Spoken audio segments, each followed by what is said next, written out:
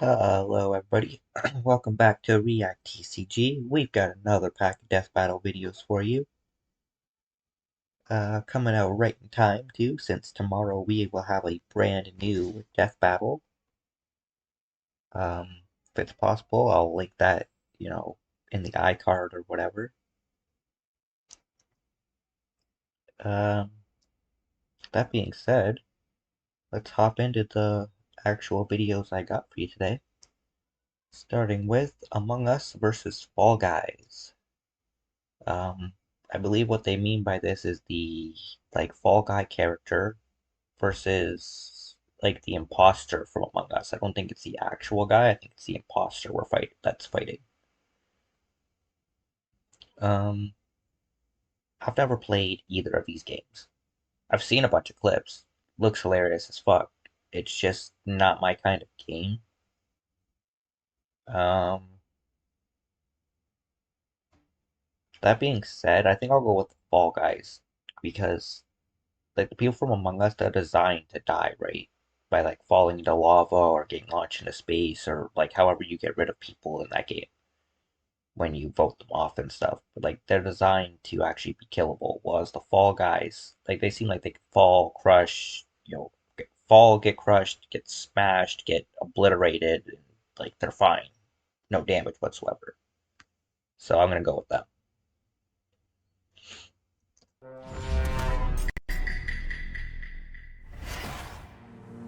The year was 2020, the long wait as we all experienced the most viral sensation in recent years. It was Among Us. Nope. Yeah, Fall Guys was the biggest news that year. Neither one of those were the biggest news that year, and we all know why. We know why Fall Guys and Among Us became so popular, and it is not a pleasant reason. Wiz and I'm Boomstick. And it's our job to analyze their weapons, armor, and skills to find out who would win a death battle. Just like a fucking multiple people fighting. In the lonely dark of space, aboard a malfunctioning vessel, a peculiar crew of bean-shaped astronauts must work together to save their souls from a quiet demise. Tons of stuff could go wrong at any moment, and it's up to these colorful clowns to fix They it. have a manga? Since their spacesuits don't seem to have any arms. Oh, that's not actually a suit. That's just how they are. Wait, what? Ew, why? More on that later. The tasks they undertake to Classification: Alien Being. Height 3'6" or 107 centimeters. Weight 92 pounds. Comes in 18 marketable colors.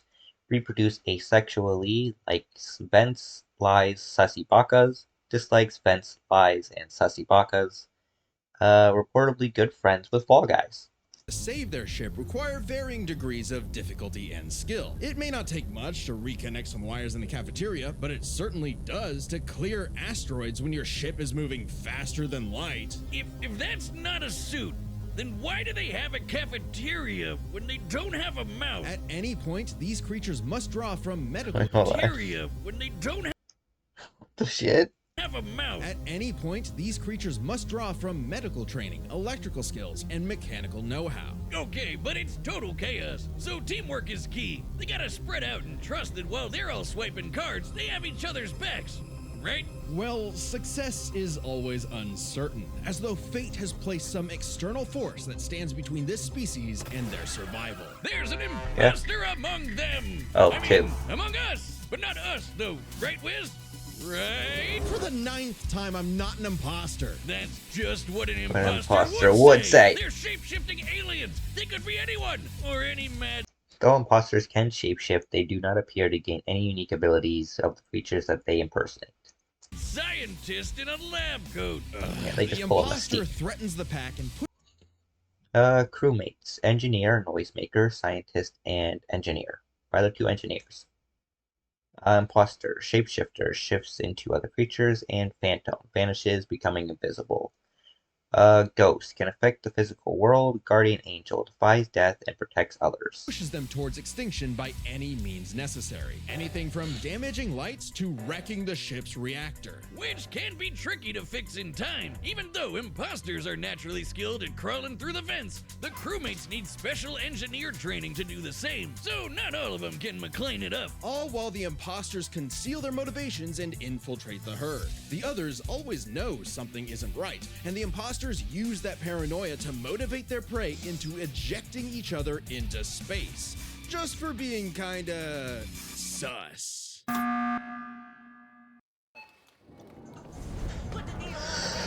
Baskin Robbins now available in grocery stores. Whoa. What's that? Was I that just not went to available in budgeting app grocery on stores base before? I 44. swear it Guys, was. Nina Maybe just it's an built an American app. thing. Yeah, I which swear it is was the Canada. imposter? He does seem to know an awful lot about these aliens. And That's his just to put job. it out there, it isn't me. That's a good point. Have you I think ever it's the heard him ringmaster. say sus? No, what do you mean? Knowing a lot is literally my job. My ear canals! Ah, jeez, fix your mic, dummy. I agree with the metal bowling ball. Well, I knew the sussy baka from the start. And again, just to be very clear, it isn't me. Same here. Oh, come on. Anyone could be the imposter, Boomstick. It's completely random. Random starts with R and so does. Oh, I know who it is. It's always the red one. Wait, what? But it isn't me! It isn't me! I knew it.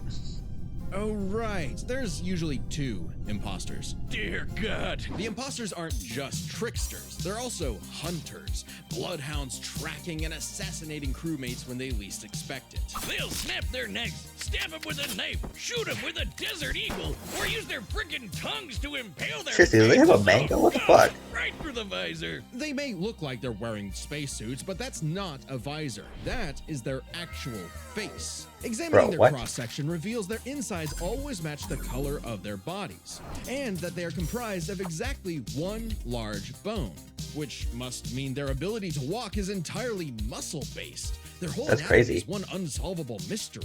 Ew! They've got human toes, buff arms for no reason, and can stretch like Mr. Fantastic? What are these freaky things? No one knows. They don't even exist within the same realm of mortality as you or I.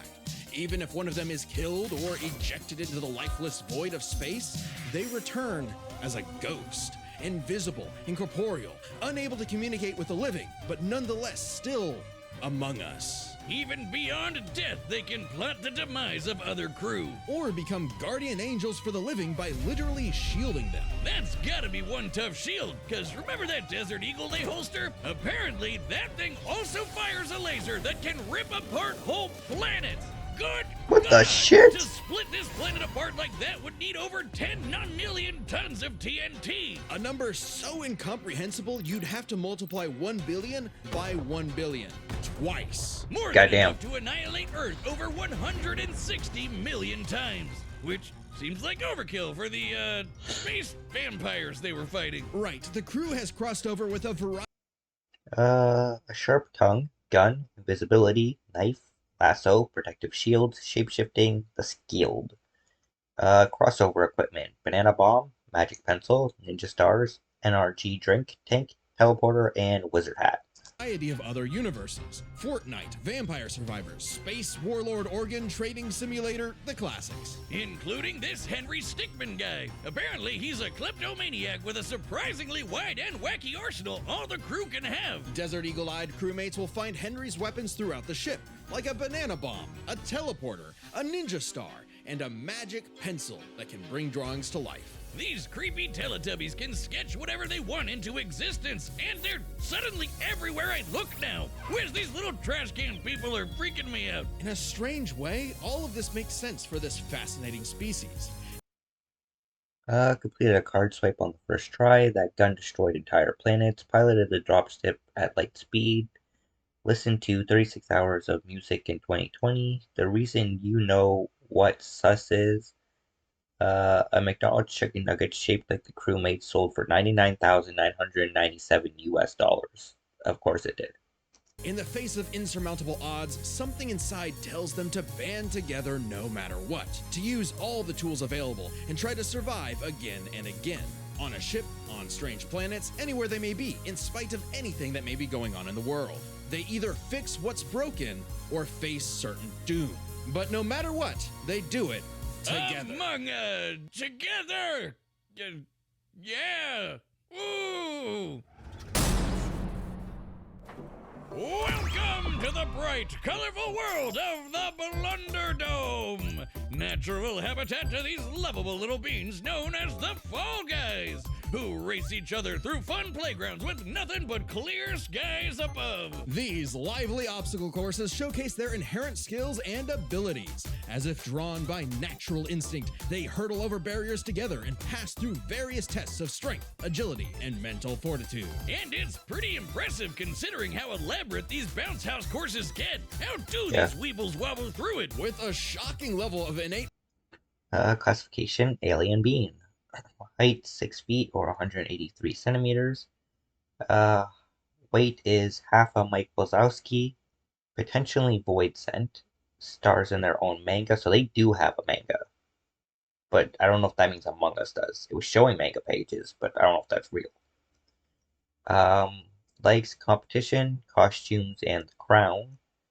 Dislikes obstacles, pushing, losing, and reportedly good friends with Among Us. parkour mastery that otherwise hasn't been seen since 2006. But honestly, not many of the beans make it, and only one can be crowned the winner before everything starts all over again. Which makes for some very friendly competition, like survival of the fittest, but for a bunch of candy grimaces. They'll grab, shove, and slam into each other to make it out on top, or even roll up into a ball and launch across the course. Self-preservation be damned. And over time, the beans have evolved to higher levels of, let's call it imagination.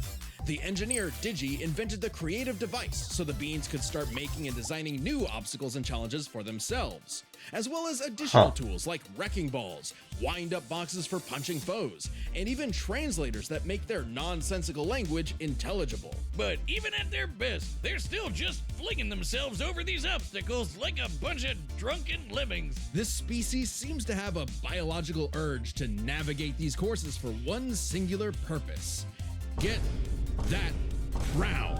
I mean, if I could be king for a day, I'd push you off a cliff right now. Very funny. No, he's serious. Things in the Blunder Dome can get...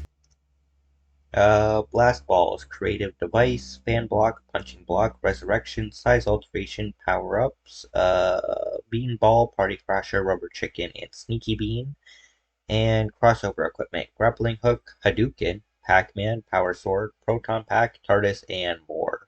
I think they're gonna win this. Wild! We've seen these goobers get smacked by giant mallets and fall into actual hot lava, but they always pop back up at the qualification stage later, completely unharmed, somehow. These remarkable creatures have demonstrated some dumbfounding durability, such as getting struck by meteors. That's a hit anywhere from 18 tons of TNT to 15 kilotons. But they still get right back up to Rube Goldberg themselves straight through another obstacle course. On top of that, they were hit with the Big Bang and came out the other side completely fine. Whoa, wait, what? Did I just say the Big Bang? Why do we even mention the meteor? Who cares? Their suits are basically indestructible. Boom, No, that's just how they look. I hate to tell you this. No. Those aren't Yeah. really... Don't say it! Those aren't actually suits. That's their skin.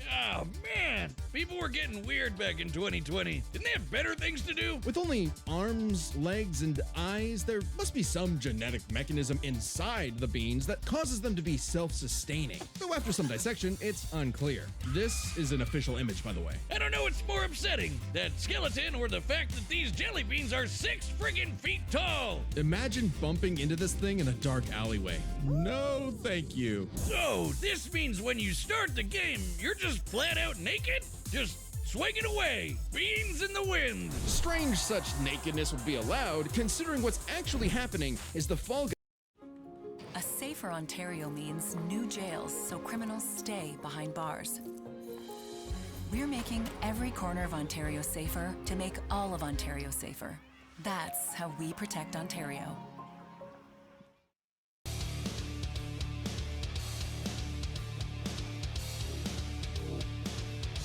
Guys are contestants in a non-stop 24/7 game show, the ultimate knockout. Yeah, that's what's actually happening here. So what might be misconstrued as some sort of migration cycle is really a brutal, never-ending gauntlet that takes advantage of their tunnel vision. So it's like the Truman Show mixed with Wipeout and Naked and Afraid. What happened to them being just colorful cartoon beans? And they survive to keep playing the game.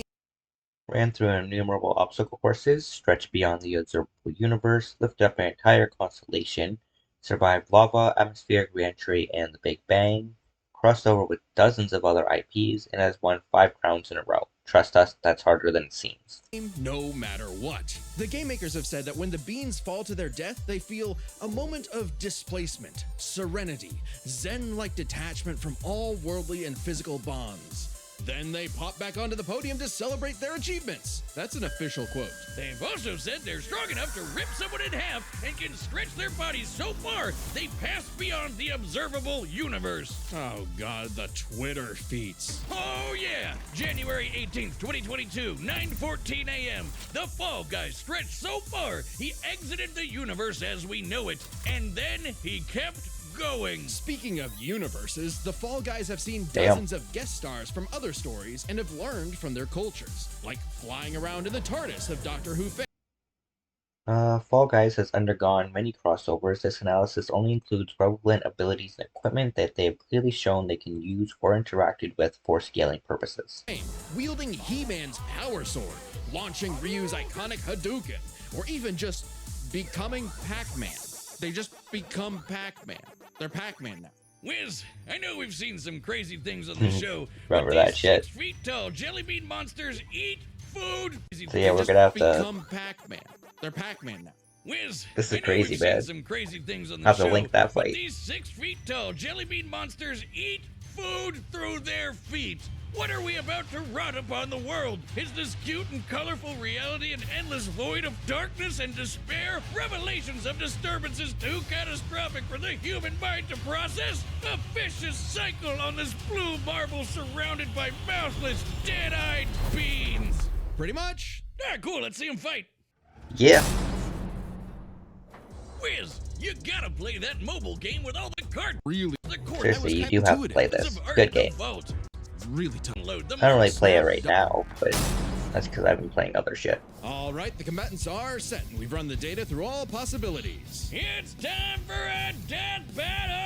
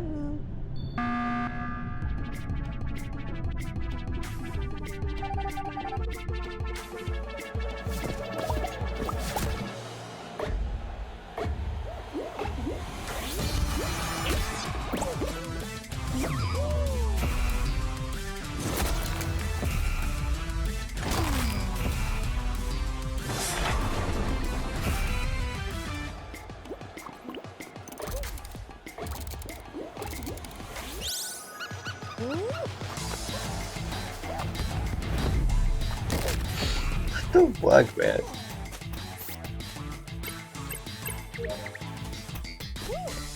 That's not how that works.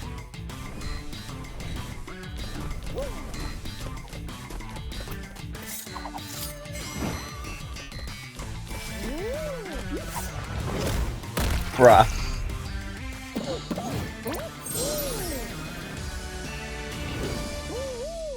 Is that the fight? I was gonna say, there's no way that's the fight. Come on.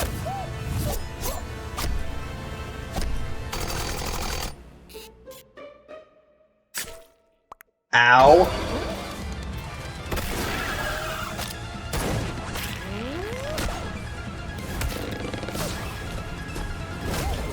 Damn!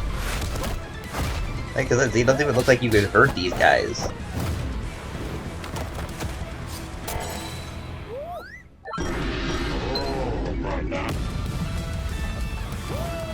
He's fine. Just wants that crown, bro.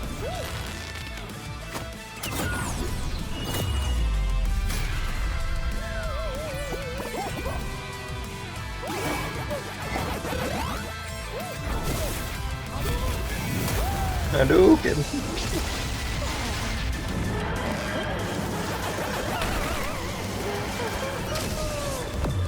I have the power.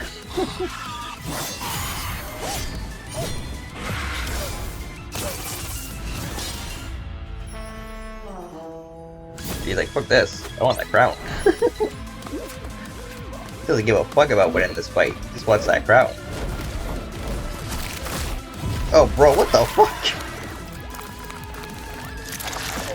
Oh no.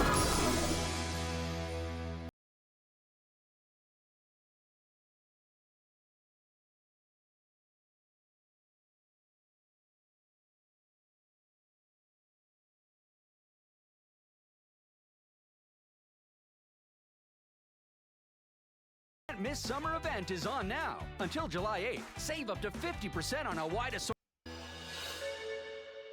Oh no. He's not even worried about dying, he's worried about this guy becoming king. It's like, oh, fuck that. Bitch.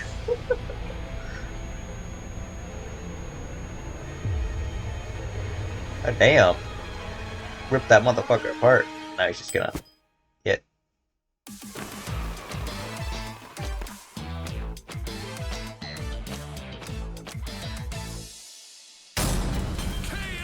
Victory! When's the next episode? This is my new favorite show. Move over, chimp crazy. We broke this That's down fair. into 3 categories: offense, defense, and the bizarre.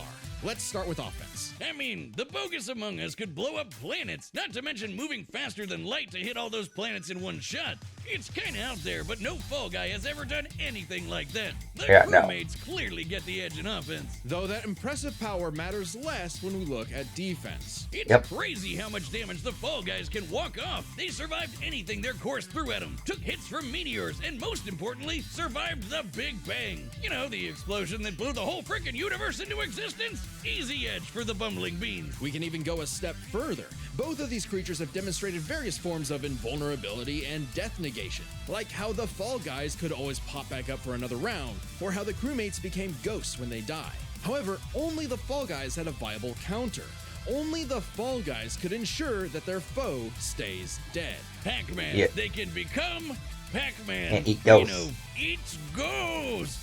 Brilliant. Which leads us to the truly bizarre stuff about both of these beanie freaks. They could both stretch their bodies to absurd lengths, but only the Fall Guys stretch beyond the observable Yeah, universe bro, in a what matter the of fuck? minutes. In fact, if we take these posting times literally, that would mean the Among Us once tweeted that they were as big as the universe, though it's still less impressive than the Fall Guys' Big Bang feat in their tweets in which they transcend the entire universe.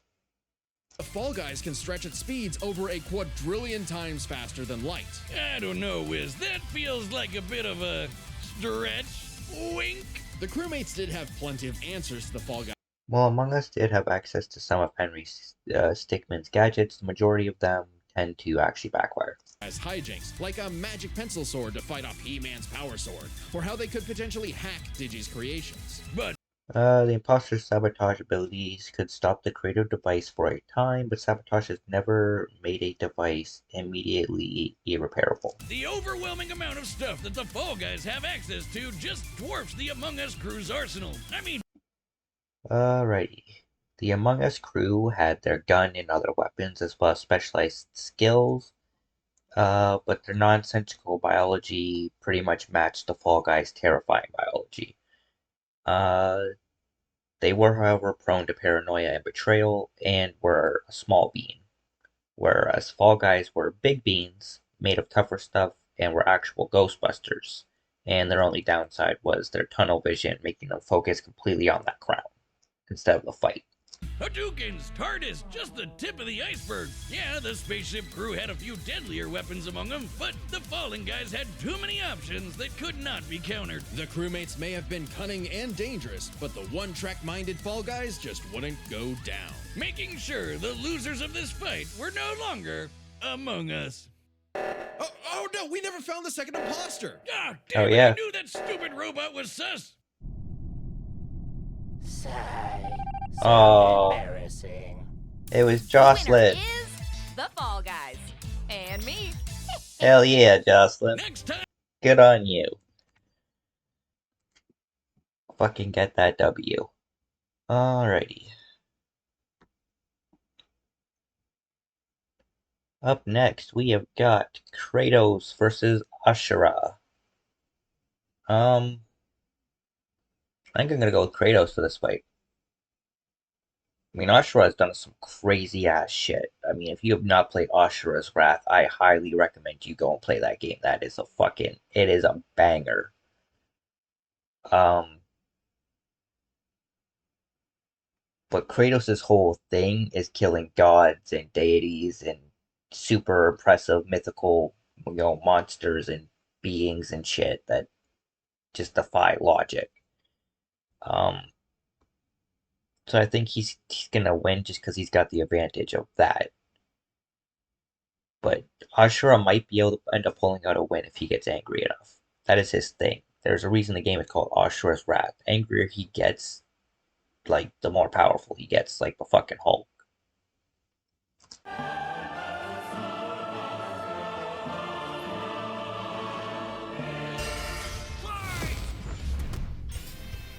Kratos versus Asura. The Ghost of Sparta versus the Wrathful Destructor. Cause sometimes you just wanna punch a god in the face. He's Wiz Yeah. and I'm Boomstick. And it's our job to analyze their weapons, armor, and skills to find out who would win a death battle. In the beginning, the Primordials waged All official material related to a character is applied to analysis unless found contradictory to the primary source material. Certain alternate media, for example, B is for boy, and creator statements are only applicable as far as they are supported by the primary source material. war across existence, a series of cosmic clashes that birthed the universe. Boom! Now that's what I call a big bang. From Ceto's death, the oceans would flow. From Uranus's strikes, the stars were spawned, and so forth. Thus, the world itself was born from violence. Starting the whole messy cycle, Uranus was overthrown by his Titan son, Kronos, who was overthrown by his Olympian son, Zeus, who battled his own son, Kratos. All right, so check Yeah. this out. If you're struggling with debt over Bro, I do $6,000 not care. That and was living the in worst Canada, time you to can save interrupt. As a classic bastard Alrighty. Part god, part mortal, over 1,000 years old, 7'8" or 233.68 centimeters. Also known as the Ghost of Sparta, the god of war, and the marked warrior. Likes Arcturus, olives, Mimir and his family. Dislikes selfish gods, sliding puzzles, and Sackboy. He doesn't want to talk about it. child of Zeus, Kratos was left among Spartan mortals, far exceeding all among him. He became a fierce warrior, winning many a battle, until finally cornered by ruthless barbarians. Ares, destroy these guys who are kicking my ass, and my life is yours. A deal was made, and Kratos was joined at the bone with the Blades of Chaos, a set of chain swords and basically a badass whirlwind of flame and steel. But Ares had a scheme. While doing work for his god, Kratos accidentally murdered his own family, permanently marked by the ashes of his wife and daughter. He was, forevermore, the Ghost of Sparta. So, he was kinda understandably really pissed off. Yeah. Time for a new god of war. The gods I mean, were dude grabbing got him to their kill his togas in family. fear as the new god of war took out his rage on all of them. And got some new gear out of it, too. With Poseidon's trident and Icarus's Alright, here we go. Weapons. Greek weapons. Arms of Sparta. Barbarian hammer. Blade of Artemis. Blade of Chaos. Blade of Olympus. Eye of Atlantis. Gauntlet of Zeus. Golden Fleece. Head of Uriel. Head of Medusa. Icarus wings. Poseidon's trident. Scourge of Aeneas. Spear of Destiny. Sun shield. Typhon's bane. And a lot more. Norse. Leviathan axe. Draupnir spear, relics, sword hilts, talismans, and more. Shields. He's got the Dauntless Shield, the Guardian Shield, the Onslaught Shield, the Shatterstar Shield, and the Stonewall Shield. And Rage. He has his Spartan Rage, Valor, and Wrath. wings, Kratos dominated both sea and sky. He also has a tendency to carry powerful severed heads, like Medusa's. And the claws of Hades could steal souls, even the soul of Hades himself. Should have thought that one through, man. Neither Perseus or Hercules were a match for Kratos, nor was Helios, the sun god capable of moving stars and spreading light across the entire underworld. He fought Atlas, the Titan of Strength, who broke the load-bearing pillar of the universe. So Kratos forced him to hold up the cosmos on his own instead. And he could do it with just one hand, according to the novelization. Even his grandpappy Kronos failed to stop him. You know, the guy who overthrew the primordial that punched the universe into existence? Causing shockwaves that moved over a quadrillion times faster than light, a frankly incomprehensible feat. Then there's Daddy Zeus, who proved a serious challenge, until Kratos drew perhaps his ultimate weapon, the Blade of Olympus. It can make tornadoes, lightning, force fields. Oh, and it can stab the hell out of you. It siphons godly energy. Kratos regained the Blade of Olympus in God of War Valhalla, and was able to summon it afterwards. Mjolnir described it as a memory of your past made manifest. And could pull it up to even kill Zeus. Like father, like son. Even while Kratos ultimately released hope across the Greek world, he could only do so after annihilating everything. Like a badass, he was unstoppable, non-stop killing and sex and even more killing. And yet, he couldn't be any more depressed. His wife and daughter were still gone. What was he to do? He didn't know. He wandered aimlessly for years, somehow stumbling into Norse mythology where he met Faye, his second wife. Good start, buddy. Kratos had a new lease on life, but he could not escape his past mistakes. There's a reason he hid his swords in a dingy basement. Even so, Faye insisted he could do better. So he became a dad to a new boy. Easily the toughest task he ever undertook, especially after Faye unfortunately died of a mysterious illness. Damn it, not again! But hey, it wasn't Kratos' fault this time, and Faye left the tools he'd need to keep the boy safe, including the Leviathan Axe. Far from the whirling rage of the Blades of Chaos, the Leviathan Axe was deliberate and mighty, said to rival Mjolnir itself. Thor wishes Mjolnir was as cool as this axe. It's imbued with ice magic and a poison even the gods fear. It can be summoned to Kratos' hand from a distance, and it even shatters souls. Kratos may have once been a sword of vengeance, but with his new weapons and a new purpose, he stood as a shield against the godly Aesir. Too bad he just can't help but get in trouble with gods. But now he knew how to control his anger. Which is even more important than it sounds.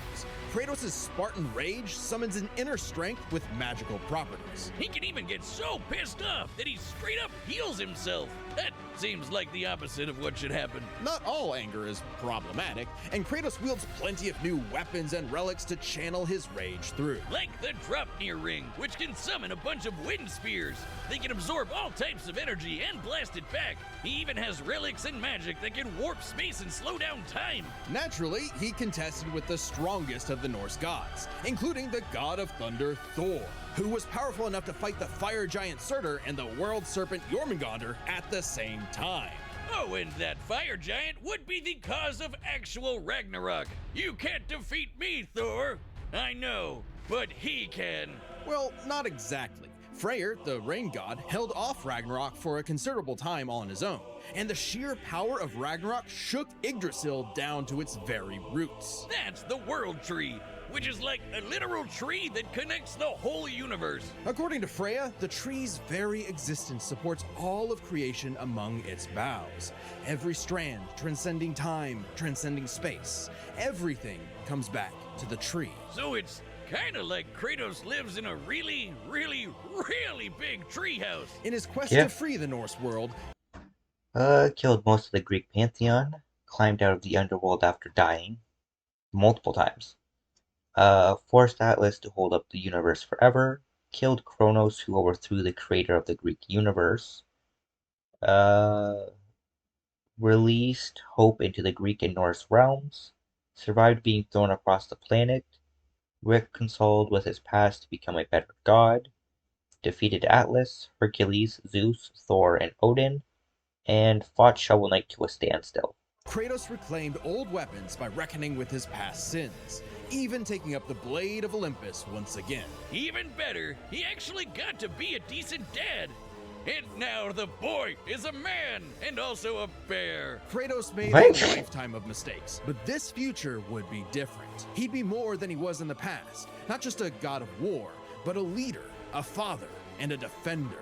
A god of hope.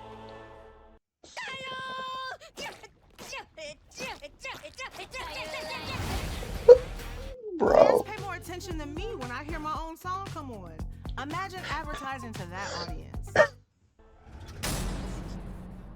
This battle is sponsored by Robin Hood Gold. With Robin Hood, Rob get standard distribution to funds and count interest only to long ago a demigod. All official material related to a character is applied to analysis unless found contradictory to primary source material. Certain alternate media, for example Asura's Wrath Kai and other creator statements, are only applicable as far as they are supported by the primary source material. God fell from the heavens, only to rise from the depths of Naraka after 12,000 years. After 12,000 years, No. he's free to punch everything dumb enough to get in his way. He was the demigod of wrath, Asura. Alongside 7 other demigods. Age 12,500, or 28 physically. Is a demigod, father of Mithra and husband of Durga. Former member of the 8 Guardian Generals, likes family, Yasha, hot springs, and QTEs. Dislikes 7 deities, Chakravartin, hearing his daughter cry.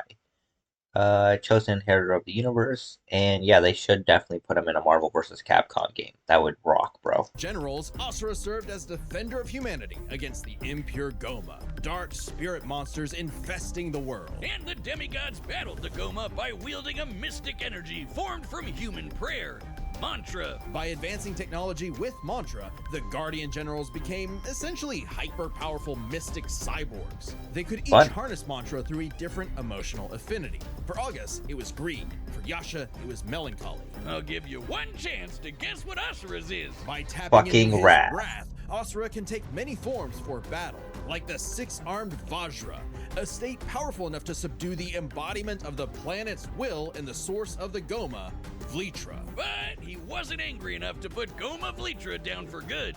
At least not yet. Of course, since he's literally powered by wrath, no enemy of Asura's would be stupid enough to do something that would make him even more mad, right? Right? Funny you should say that. People are dumb. Damn it. First off, Asura is not some one-dimensional anger machine. In No. myth, the Asuras were powerful and aggressive beings, sure, but not inherently evil, just like Asura himself. He's a warrior, but also a husband with a daughter. And a father. Mithra. And Mithra has the unique power to supercharge mantra energy. Which gave Asura's prideful commander, Deus, an idea. If he could weaponize Mithra, literally wiring her up to a super weapon, the Guardian Generals could maybe finally end Goma Vlitra for good. Well, obviously Asura wasn't gonna go along with that. So Yeah. Deus framed Asura for killing the Emperor, murdered his wife, kidnapped Mithra, Bro. and then just straight up killed him. What a dick. But true Yeah, to his nature, beginning of those Asura games was suck. literally too angry to die. Both beginning of this game and God of War, man. Just get fucked over all the time. So long as a single part of his body remains and can possess mantra, he can climb back out of Naraka, a sort of limbo underworld between life and death. Thanks to some coaxing from a strange golden spider, he did just that, with an all-new purpose in mind. Make the gods pay! Oh yeah, they're By calling punching themselves the gods fuck now. out of them. Turns out they're all assholes who started sacrificing thousands of innocent people to try to power up. So Asura got really pissed off. And through his rage, Asura's power exploded, rising Yeah. enough to throw giants like ragdolls, shatter whole moons, and destroy a fellow deity, Wyzen. Who could dwarf the planet and wreck it with just a finger. Look at this. Asura is so powerful, his soul cannot be manipulated by the Goma or the deities. He can propel himself with mantra to fly. Enhances his strength, speed, durability, and stamina, rapid fire and homing charge projectiles, energy spirals, waves, and explosions, mantra arm, propelled flight, mantra wrath, one of 8 mantra affinities, increases his strength the angrier he gets, manifests fire via his mantra, resurrection, and enables his transformations. He also has a mantra reactor. Harden his fist to break steel, fire explosive energy blasts. And headbutt you so hard you wish you could die even faster. The dude literally stockpiles anger into a burst of energy that can one-shot even the toughest of foes. And when he goes unlimited mode, he can rapid-fire those super attacks without overheating. Asura's vengeance quest wasn't all shouting and explosions, though. I mean, it was a lot of that. Yeah. But he also tried to protect people from the gods, including a girl who very much reminded him of his own daughter. Yeah, Asura's the kind of guy who wants to be a great dad, but all he knows how to do is punch anything that upsets his kid. Like that one dad that knocks out a ref at a Little League game. And then the gods killed that girl too, along with her whole village, sparking Asura to unleash his berserker aura. You know how the gods were sacrificing thousands of people to power up? Well, Asura got so freaking angry, he built up enough mantra to match them, even though they've been building up energy for thousands of years. Seriously, guys, you're pissing off the guy who literally gets more powerful the angrier he gets. What did you think was gonna happen? Like, I don't know what their plan was here. Mode, Asura never lost total control. Berserker Asura adds even more extra arms, and they're big and glowy now. The man can launch so much angry mantra, he wiped out the god's whole space fleet in seconds. Asura's anger raised to levels. Vajra Asura, metallized arms. 6-armed Vajra Asura, 6 metallized arms. Berserker Asura, 4 mantra arms with mantra bolts and beams. Wrath Asura, mantra Asura, has supercharged metallized arms. And Asura the Destructor, planet-sized and capable of interstellar flight. So high, even he couldn't contain it, scorching him into his rebel. Sorry, what happened? He wiped out the god's whole space fleet in seconds. Asura's anger raised to levels so high, even he couldn't contain it, scorching him into his wrath form. Even though it hurts Asura while he's in it, this form is still perfect for absolutely shit-stomping a snobby demigod's face in. It's okay, though. His brother-in-law punched the edge out of him. Yasha saw the error of the deity's senseless sacrifices and teamed up with Asura for a coup against Deus. Awesome! They're bros again! Just in time for Asura to hit his former boss with so much mantra that he burst, then dive into the planet's core to obtain power equal to 1,000 arms! His mantra form! Finally, a power capable of killing Vlitra in a big planet-busting blast! Deus was defeated, and Gaia was saved.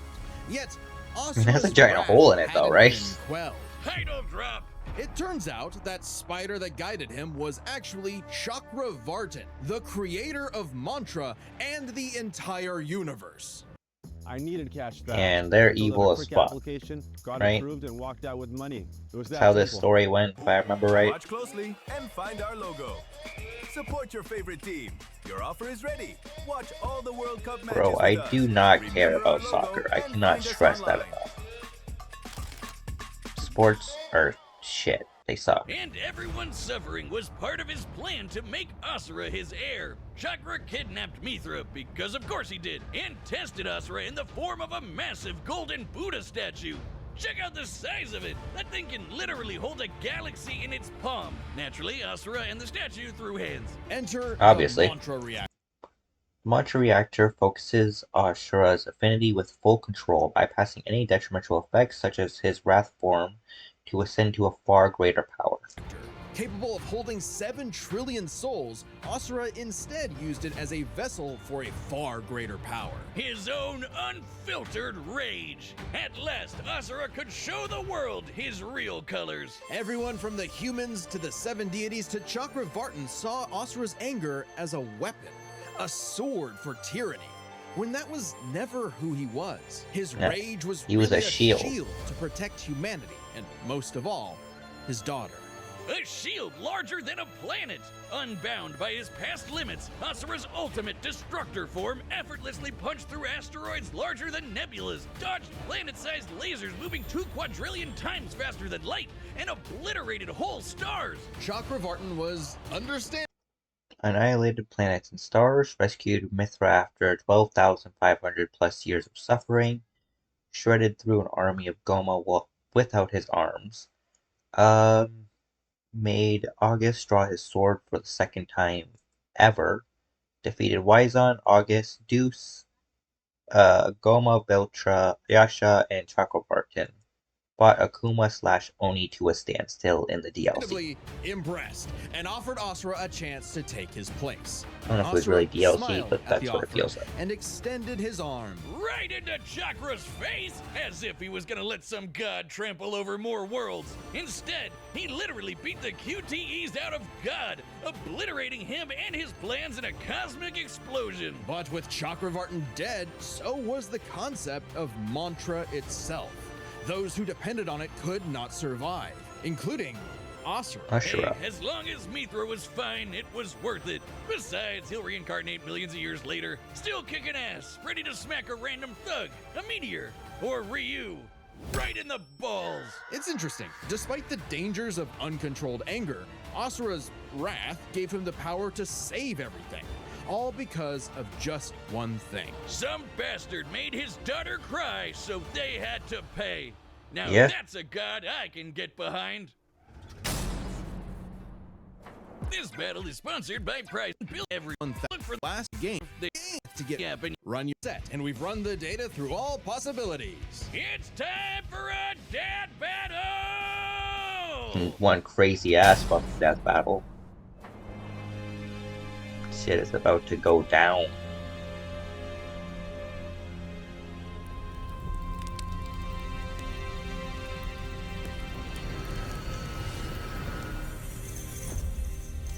Kratos, the god of war.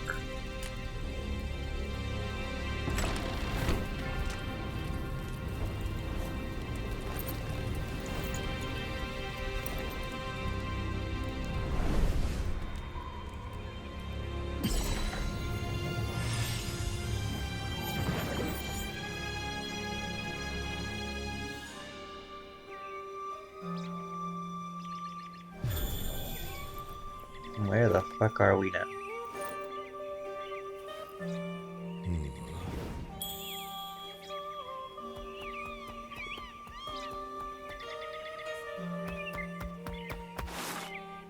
It's true then. The god of war is on Gaia, but... Wrathful deity Asura. You do not want this fight. Right, but fighting's all he knows.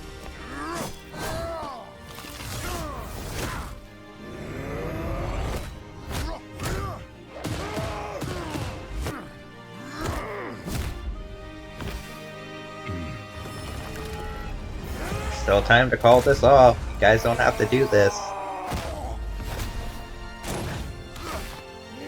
Yeah, I didn't think so. Damn. Oh shit.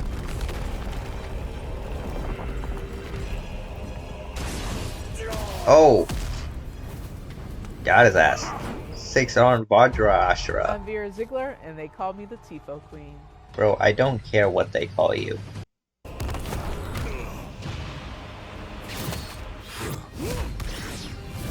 Damn, dude pulled the fucking Dragon Ball Z shit.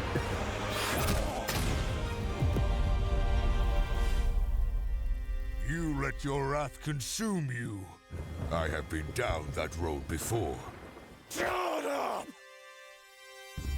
You really listen to him.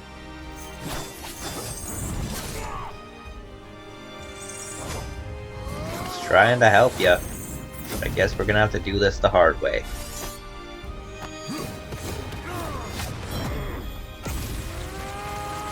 Damn, why does this feel so emotional too, man? This music, great job. Oh, here he comes.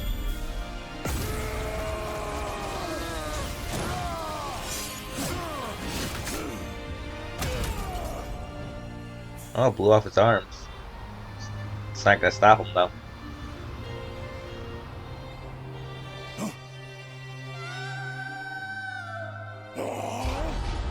Uh-oh. He made her cry.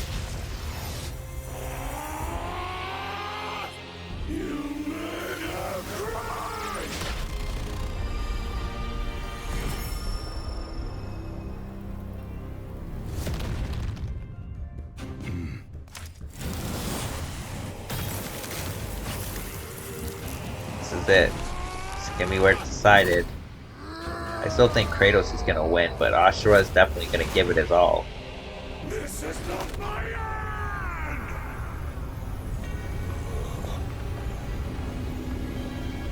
Asura, the Destructor. Sorry, dude, but I don't think you can win this one. No matter how angry you get, beating people like you is just Kratos' bread and butter. It's what he was made to do.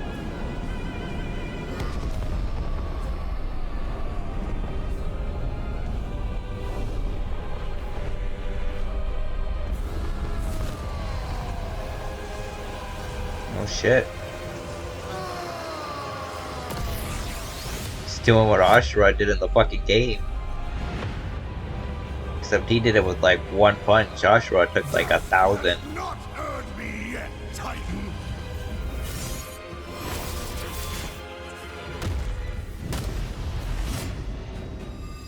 Yeah, death doesn't deserve Kratos. But you deserve a worthy end!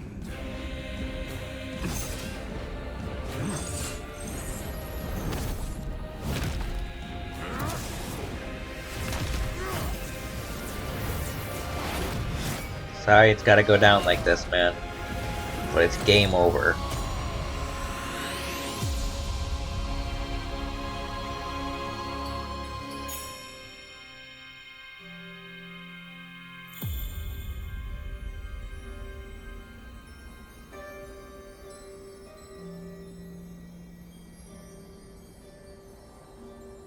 Yeah, that's what I figured. Sorry, man. You are a monster no longer. Never was. I never was.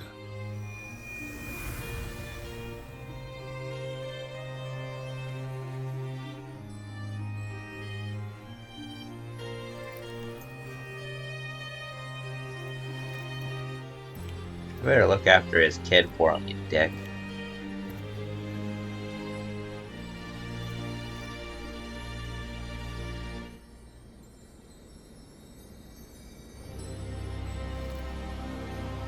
Really? You're just gonna walk away? Ah, cool, Kratos. KO! Well, I guess Asura's wrath really is gone.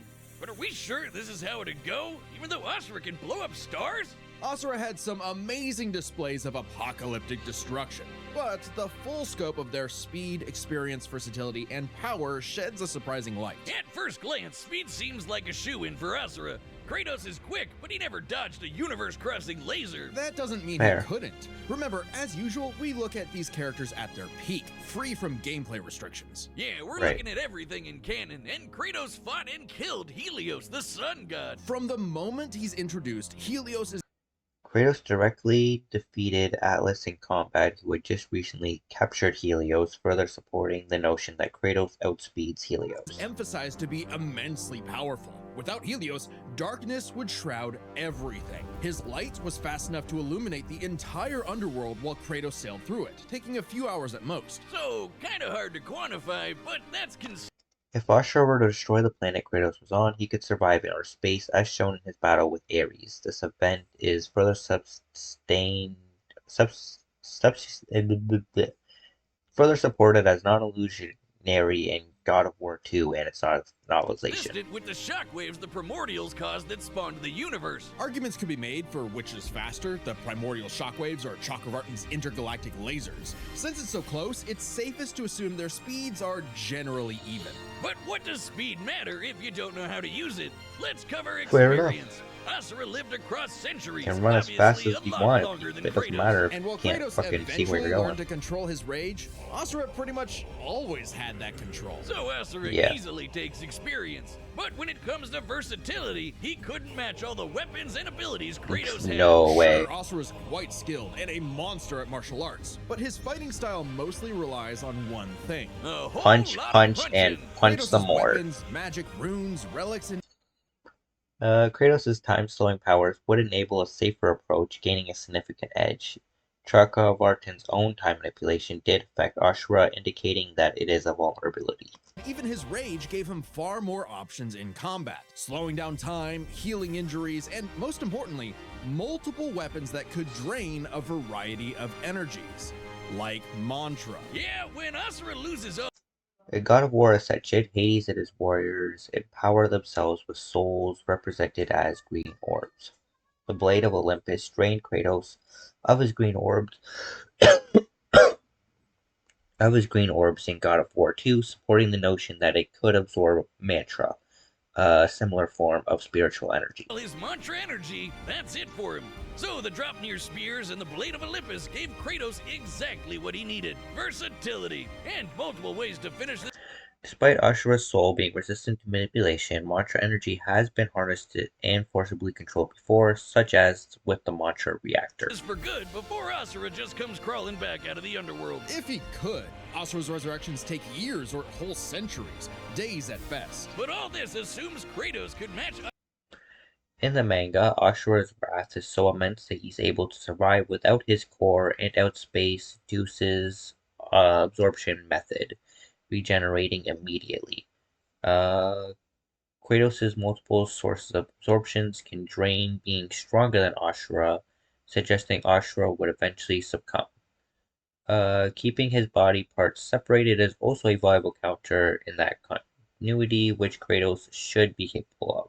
Asura's crazy strength. All roads lead to power, which should go to Asura, right? Look at what he can do. If this came down to who made the bigger kaboom, he'd kick Kratos' ass in 2 seconds. But a closer examination of their feats reveals the truth.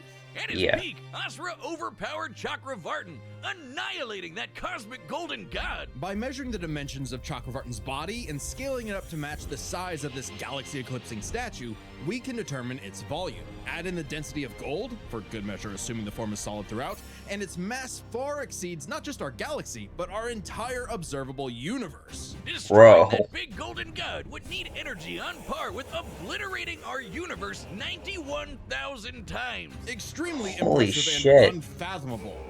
Yeah, that's insane. So how did he lose?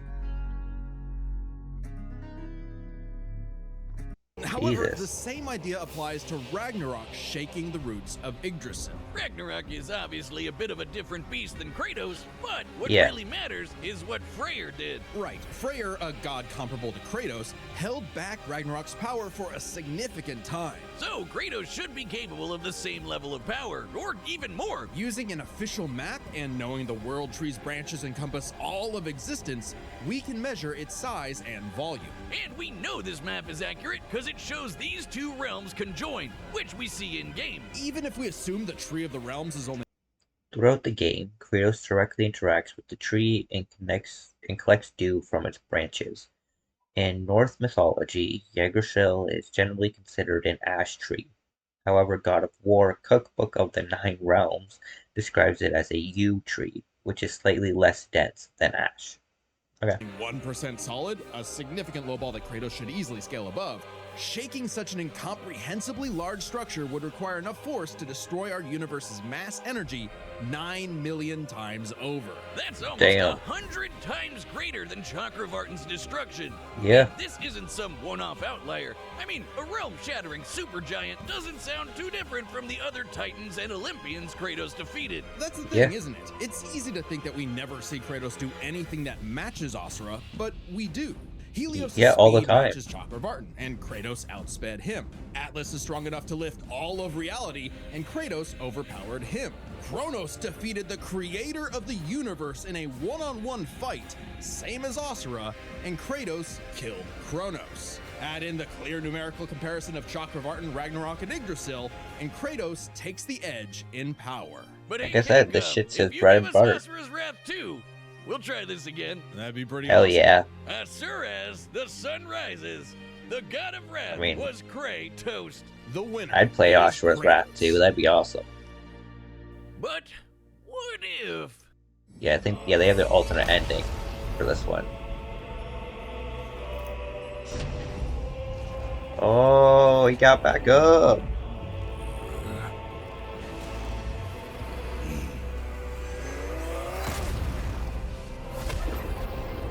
This is for making his daughter cry.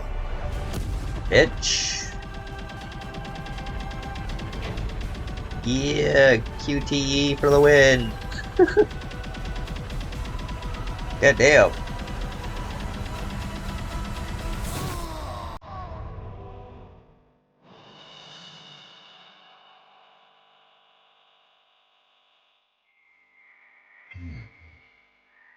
Can finally be at peace, man.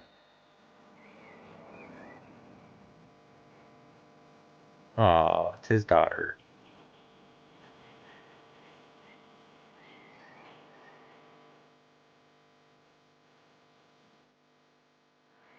And that concludes my pitch for Asura's Wrath 2. The end. Next time on Death Battle.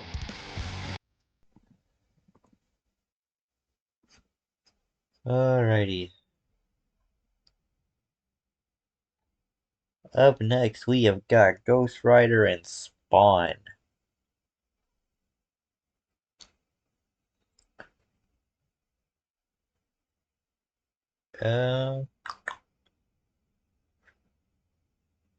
We've had both of them appear on these battles before.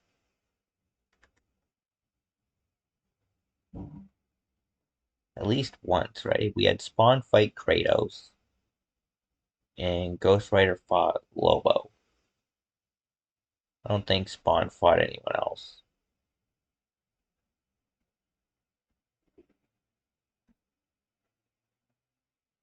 Um,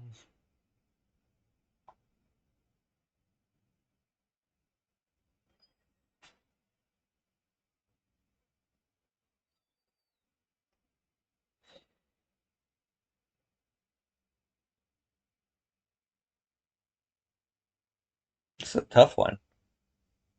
I like both of these characters, and I think they're both pretty powerful.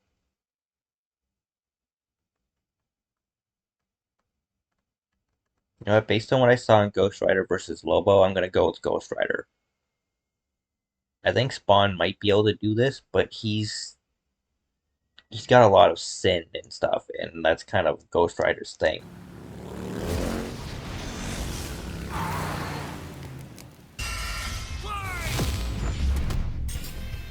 Ghost Rider versus Spawn. The Spirit of Vengeance versus the Dark Angel of Armageddon. He's Wiz and I'm Boomstick. And it's our job to analyze their weapons, armor, and skills to find out who would win a death battle. Johnny Blaze has always been a man possessed, chasing the thrill of certain doom by performing death-defying stunts, following the example of his adoptive father, Crash Simpson. Until the day Crash lived up to his name and got cancer. Heartbroken and without enough Wampa fruit to save him, Johnny turned to the only thing that could. Chemotherapy. The devil. Oh! To cure Crash's cancer, Johnny sold his soul to Mephisto, king of the 8th layer of hell. Only for Crash to actually live up to his name right after. But instead of scooping up Johnny's soul, Mephisto had something else in mind. He bound Johnny to an instrument of divine wrath, Zarathos, the spirit of vengeance. So Johnny Blaze lived up to his name and burst into hellfire. An undead skeleton biker with a sick-ass hog. The 5th scariest Nick Cage performance. The stuntman from hell. He called himself the Daredevil. Sorry, Johnny. Yeah, no, that's already take. Okay, then how about the Ghost Rider? Sure, we definitely didn't forget that we named a character the same thing only 5 years earlier. All you. The Ghost Rider was bad news. Real name, Jonathan Johnny Blaze. 188 centimeters or 6'2", 98.8 kilograms or 220 pounds, a former stunt cyclist, bound to Zarathos, the spirit of vengeance, former king of hell, is a fellow Ghost Rider alongside Danny Ketch and Robbie Reyes. I don't know if I know Danny. I know Robbie from Midnight Suns. Another great fucking game, by the way. Hope they do a sequel for that. Midnight Suns, they definitely left it open for a sequel, and I would totally play the shit out of that. But we're getting off topic. I don't think I know a Danny. For Earth sinners and scumbags, He's strong enough to pull down skyscrapers, blow up mountains, and cause earthquakes that can be felt across whole countries. Don't even think about fighting back. He can remake his whole body from the hellfire that engulfs him, making him immune to all physical damage. Ghost Rider's body is mystical in nature and not subject to ordinary bodily limitations such as fatigue. Attempts to tamper with his biological makeup have proven ineffective. Ghost Rider Volume 6, number 35. Only holy weapons that target his soul can harm him. It's not just his body. His whole arsenal is hellfire. Ghosty can create anything he can think of, from an infant. The Damnation Stare, Demonic Magic, Hell Cycles, Hellfire, Mystic Chains, Penance Stare, Regenerative Healing, Sin and Soul Manipulation, and Superhuman Physique. You see, that's Sin manipulation stuff. Like, that's where I'm worried about. Because I feel like Spawn's a bit like Kratos in that sense. But I guess Spawn feeds off Sin and stuff too, right? I don't know. I think Ghost Rider's still coming out on top. A stream of chains, a shotgun packed with fiery rounds, or a flaming missile barked right out of his mouth. Life goals. And he can imbue other objects with hellfire, such as his Hell Cycle. This badass bike can outpace Thor's hammer Mjolnir, which Yeah. can cross the universe in seconds. Hellfire is a weapon in and of itself, whether shot out of his hands, raining down from the sky, or released from his... Penis. His penis. boner, Wiz. Get it? And it doesn't just scorch flesh. Hellfire is so deadly, it can burn away your very soul. This technique would be mastered by Johnny's successor, his own brother, Danny Ketch. Oh yeah, Johnny's not the only Ghost Rider, and Danny was the first to master their most famous move. You know, the one that burns your soul to smithereens with just a look, the Penance Stare. The Penance Stare inflicts upon its victims every ounce of pain they ever wreaked upon others. Every cruelty, no matter how small or righteous, is reflected back. A biblical punishment. Obliterating It your sucks. soul. Danny at the time had absorbed numerous spirits of vengeance to overpower Johnny. Later, Johnny proved to be Danny's superior in combat. It even works on other Ghost Riders, like when Johnny and Danny got into a staring contest and Danny actually depowered Johnny. Eyes are windows to the soul, so the Ghost Rider must be able to match his victim's gaze for the Penance Stare to work. Some people have survived it, like the Punisher supposedly because he didn't regret his actions, but it did work on him on other occasions. Well, Johnny can adjust how deadly it is, and it doesn't necessarily have to kill you. He can use the stare to read minds, force you to confess info, or just show you the error of your ways. Remember, the Ghost Rider is two souls in one body, with the kinder Johnny battling the demon Zarathos in a war of control. Yeah. Classic Faustian bargain. All the power in the world, but if you want it, it uses you. Because if Johnny gives in, the demon's full might will take over, and then everything is screwed. Yeah, you don't want that to happen. If that happens, you might as well get down on your knees and fucking pray, because that's about all you can do to stop the Ghost Rider. Zarathos' strength is boundless. Asgard is shown to be in a higher dimensional space. Incredible Hulk Volume number 1, number 312, and Beyond the Final Universe, Thor Volume 1, number 143. As the Marvel multiverse contains an infinite set of universes, this means Asgard's distance from Earth is infinite. He can open up portals between dimensions, control the elements, Penance Stare an entire city, and fly all the way to Asgard, which is a literal infinite distance away. He's manhandled some of Marvel's heaviest. Zarathos is the source of his power, has a demonic physiology, nature manipulation, magical energy manipulation. Other hosts include Alexandra Jones, the Hood, a single mother, Skrymir, Danger, Craven, and a Brood. Possibly an angel, ?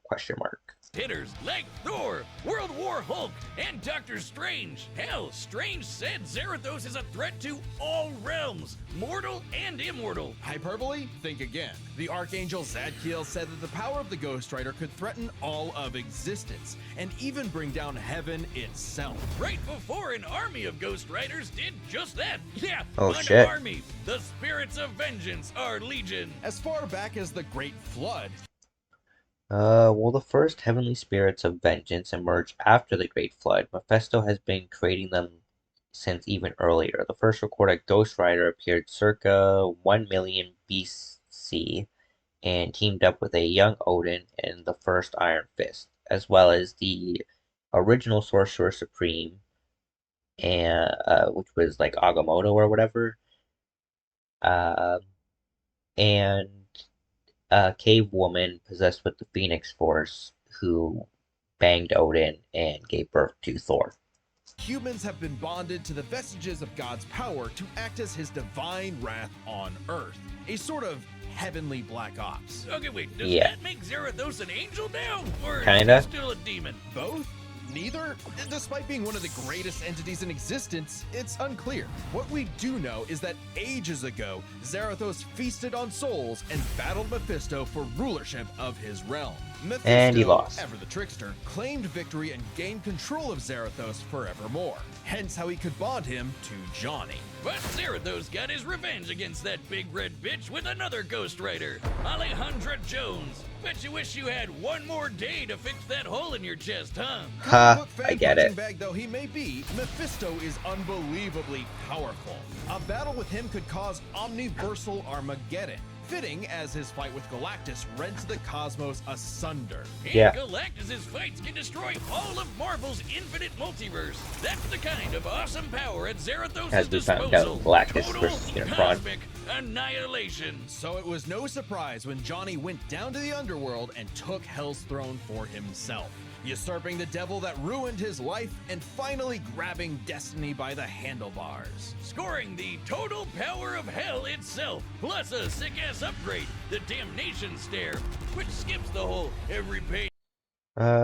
As King of Hell, Johnny broke through a million different enchantments placed by Doctor Strange and Wong, Ghost Rider Volume 9, Number 4, and harmed a Lilith, who planned to merge all of the Netherworlds, spirits of Ghost Rider, Mother of Demons.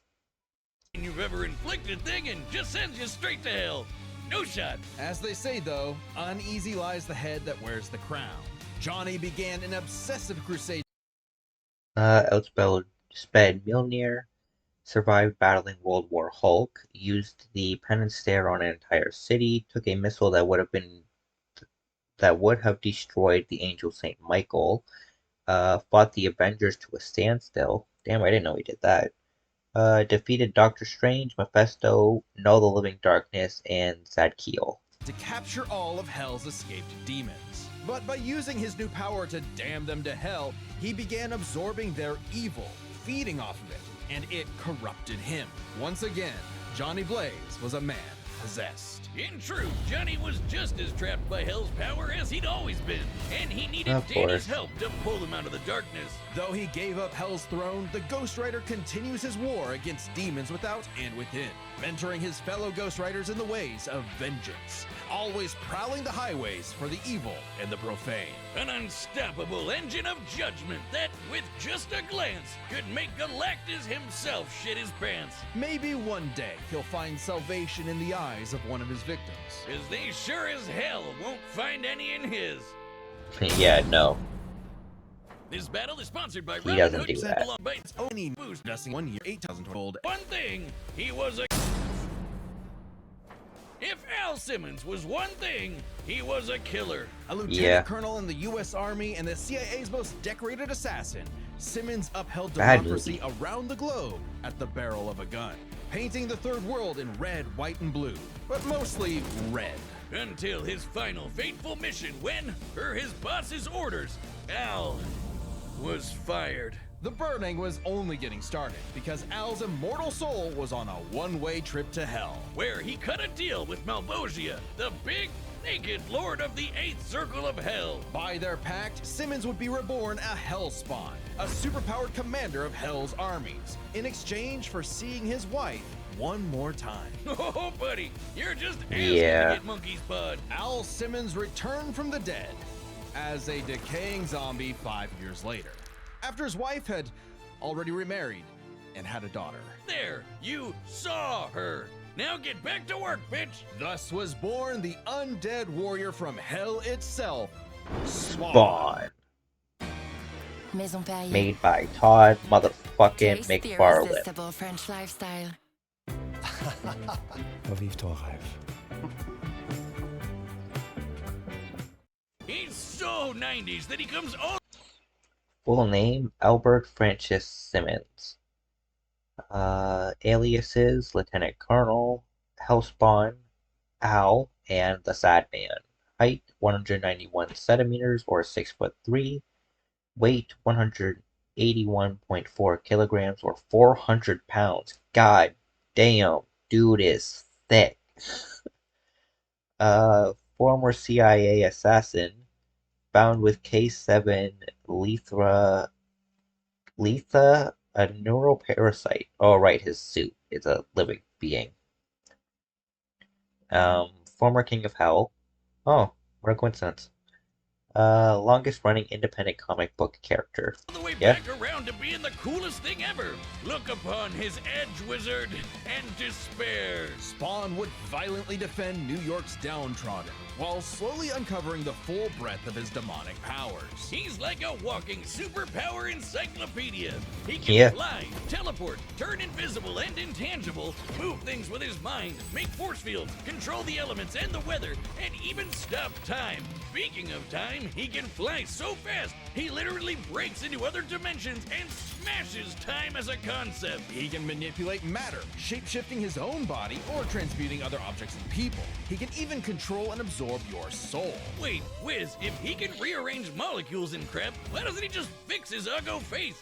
Well, he tried to do that, but Malbolgia cursed him so that he could only make himself... yeah. Oh, it's petty trolling like that gets Really? you thrown in hell. To be fair, Spawn can achieve... Really? So he can become a human, but he has to be white? I mean, it's not a huge problem, but yeah, that's a petty. It's just like, come on, Malbolgia, really? You're that petty? Come on. a similar result with illusions and mental manipulation. He can read and control minds, implant and replace memories, or simply drive you mad. Spawn can do all of this crazy shit. Alright, body manipulation, intangibility, invisibility, shapeshifting, transmutation, and regeneration. Elemental manipulation, energy absorption, flight, mental manipulation, necromancy, necroplasm, sin and soul manipulation. Yeah, so he does have that. That's what I thought. Teleportation, time manipulation, and weather manipulation. Because he runs on necroplasm. Basically, hell juice. You're not wrong. Necroplasm is the energy that makes up hell itself.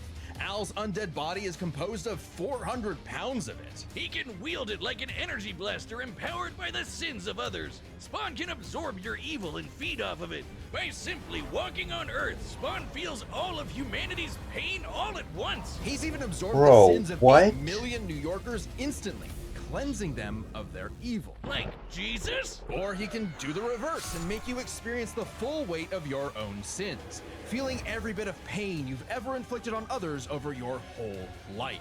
Like some sort of penance. Though Spawn's necroplasm comes with a catch. Yeah, they are he's pretty got a similar. limited amount of the It stuff, makes and it sense. drains every time you use For those of you that, I mean, everybody probably knows, but those who don't know, Todd McFarlane, the creator of Spawn, worked for Marvel for a while before he left with a few other people, including Rob. Oh my God, what the fuck was his last name? I think it was Rob. I may be getting the name wrong. He left anyway. He left with a bunch of other people, and they started up Image Comics, and their best-selling comic and like their best character was Spawn, created by Todd McFarlane. And he kind of based them off of like Ghost Rider and Venom and people like that. taking ideas from his time at Marvel Comics, but combining them into one unique character that was, all his own. His powers. If he runs out, he's dragged back to hell. Even depowered, Spawn can rely on his elite military training in hand-to-hand combat. He's even fought Batman to a standstill. And as befits his past profession, he loves his big-ass 90s guns. Though his greatest weapon is the sentient being he's genetically and spiritually bonded to, his cloak. Letha of the 7th House of K. You ever wonder why his cape's red? Nope, well, now you are, and it's the 7th Hey, being hold on he's a second. genetically and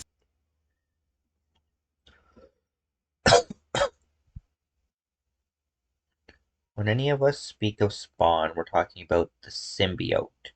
Okay. That's where the true power hides. That's what we all covet, not Simmons. It's Costume's DNA that is driving all of this. Simmons was only ever meant to be a means to an end, but Simmons, his soul, his DNA, must have an X factor that when joined with the symbiote, corrupted the natural order, altered how the costume merges with its host. Since your symbiote was still in its larval state when it bonded with Simmons, nobody, demon or angel, noticed the danger locked within Al Simmons' humanity. spiritually bonded to, his cloak. Letha of the 7th House of K. You ever wonder why his cape's red? Nope, well, now you are, and it's red because it's made from the apple Eve ate in the Garden of Eden. It's That's literally awesome. made of original sin. Oh, and also the souls of a million sinners, including every one of Hell's victims. Also a touch of vampire for good measure. K7 Letha What? is constantly evolving. It can act independently to defend Spawn. Agony Axe, Chains of Hell, God Fruit, Guns, AK-830 Rocket Launcher, Brimstone Cannon, Burst Missile Launcher, Madcap Submachine Gun, Necroplasma Gun, Sawed-Off Shotgun, his suit, and of course, Sword of the Spirit. With an infinite stream of chains, transform into weapons, or drain people of their power. It is the most potent weapon Hell has ever created. It even helped Spawn beat the primordial dark god Urizen, who can destroy and eat your soul with just a glare. Except the souls bonded to Spawn acted as a buffer, allowing him to survive. You'd think with an arsenal like that, he'd be unstoppable. But Hellspawns have a weakness to holy weapons and can be killed permanently if decapitated by one. Though Spawn has managed to survive this in the past. No, Spawn's greatest weakness is his own, how do I put this, stupidity. So Spawn fought this angel lady, Angela. Great name for an angel. She had this dimensional lance that could wipe Hellspawn out of existence, and Spawn got it. But instead of, being cautious around a mysterious angel weapon that hurts him, he just had to push the big shiny button and activate it on himself. And so, Bro. Spawn was forever destroyed. Until he reconfigured reality to undo his own in existence. There we are, good as new. That has to be the first. Instead of the spear erasing Spawn, Spawn instinctively reflected the power back at the spear itself, erasing it and its wielder from reality. Angela number 1 to 3. Reality to undo his own in existence. There we are, good. Bro. Good as new. That has to be the first time we've seen someone accidentally kill themselves and survive. On his quest as Hell's greatest warrior, Spawn has defeated a serial killer ice cream man, a demonic clown, and even his old boss remade by Heaven into an anti-Spawn. He's even encountered other Hellspawn. Killing bad guys might seem counterintuitive if you work for a Hell Lord, but it actually just adds more souls to Balbosia's army. An army Spawn would have to lead in a war with Heaven that'd kill all of humanity. Because the reason Malbolgia chose Al to be his commander wasn't that he was some great warrior. It was because Al had proven that he was the best at taking orders. All his life and all his death, Al was nothing more than a hired gun. But he knew it, and he would do so no more. So Spawn marched down to Hell and ripped Balbosia's head off with a Bro. scream so loud it echoed through all of reality. Spawn became the king of the 8th circle of Hell. As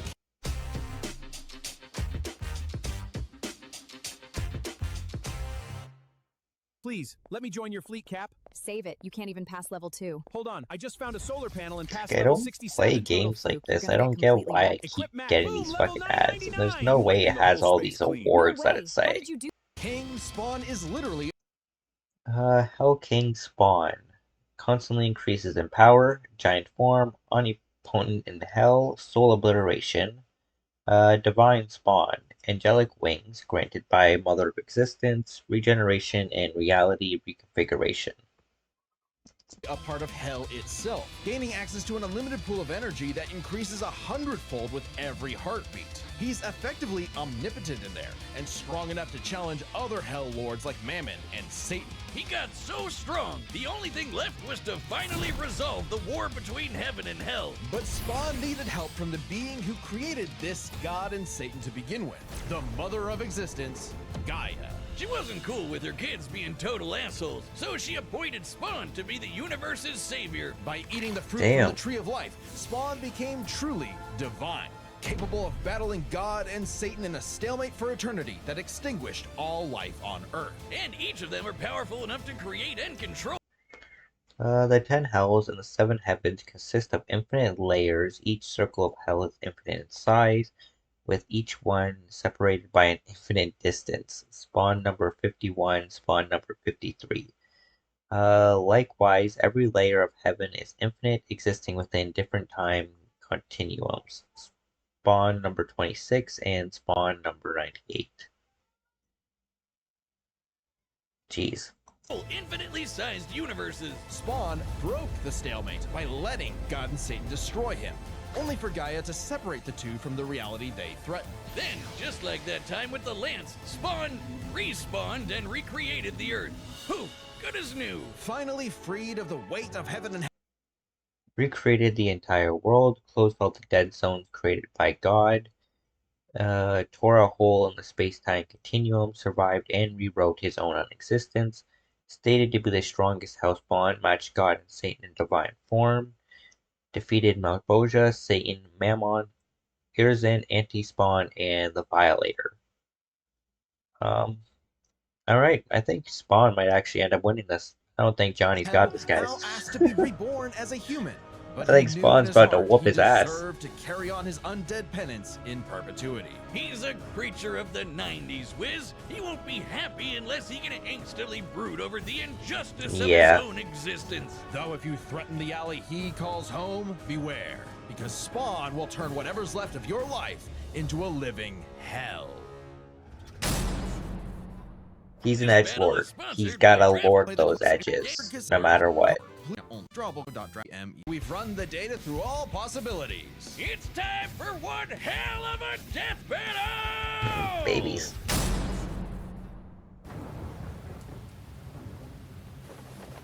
Nights like these drive men insane. Brimstone in the air. Something's coming.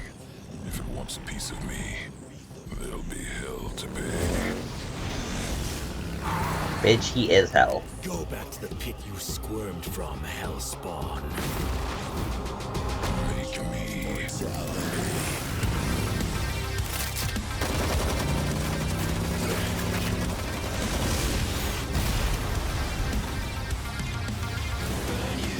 Damn.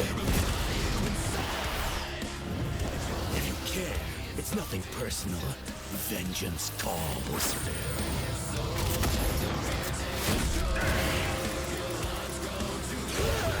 Like that's showing us this energy meter.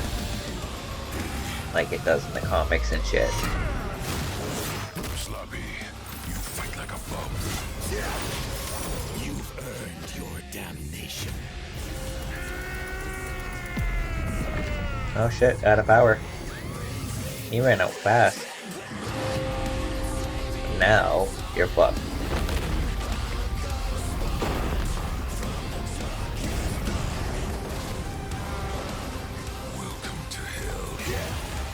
He knows all about hell. Fire truck.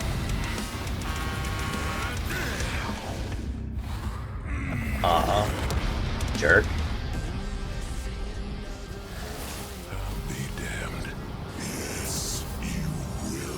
That was a pretty good line. He stole that from Scorpion, bro. You can't do that. Damn! Bro is fucking... Jesus. Just using him as a fucking yo-yo.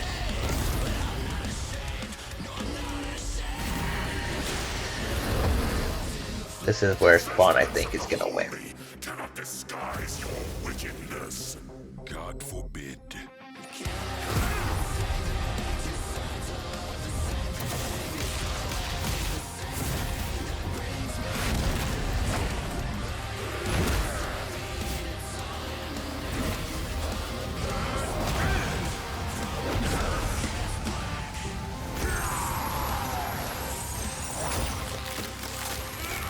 Oh shit, is Ghost Rider actually gonna win like I thought? Your sins are innumerable. I am here to wreak vengeance upon your soul. Oh, no, there we go. Sin for breakfast. Have a taste of your own goddamn medicine. Lies. Use the Prince of Lies. Wait, I'm an innocent.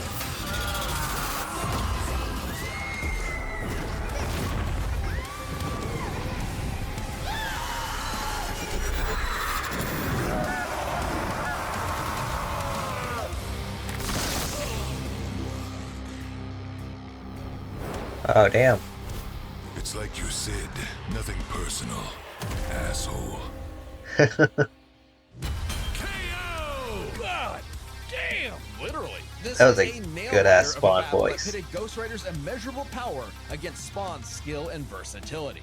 Let's break this down into 4 categories. First up, power. Divine Spawn could match God and Satan, who could create universes. Similar in scale to Ghost Rider's bouts with a lot of the powerhouses in Marvel. But Zarathos was different. Remember, Spawn can affect infinite timelines and bulk spaces such as the overlap, but Zarathos is a threat to an infinite number of infinite multiverses, infinite timelines, and higher dimensions, as well as transcendent realms in the bulk space connecting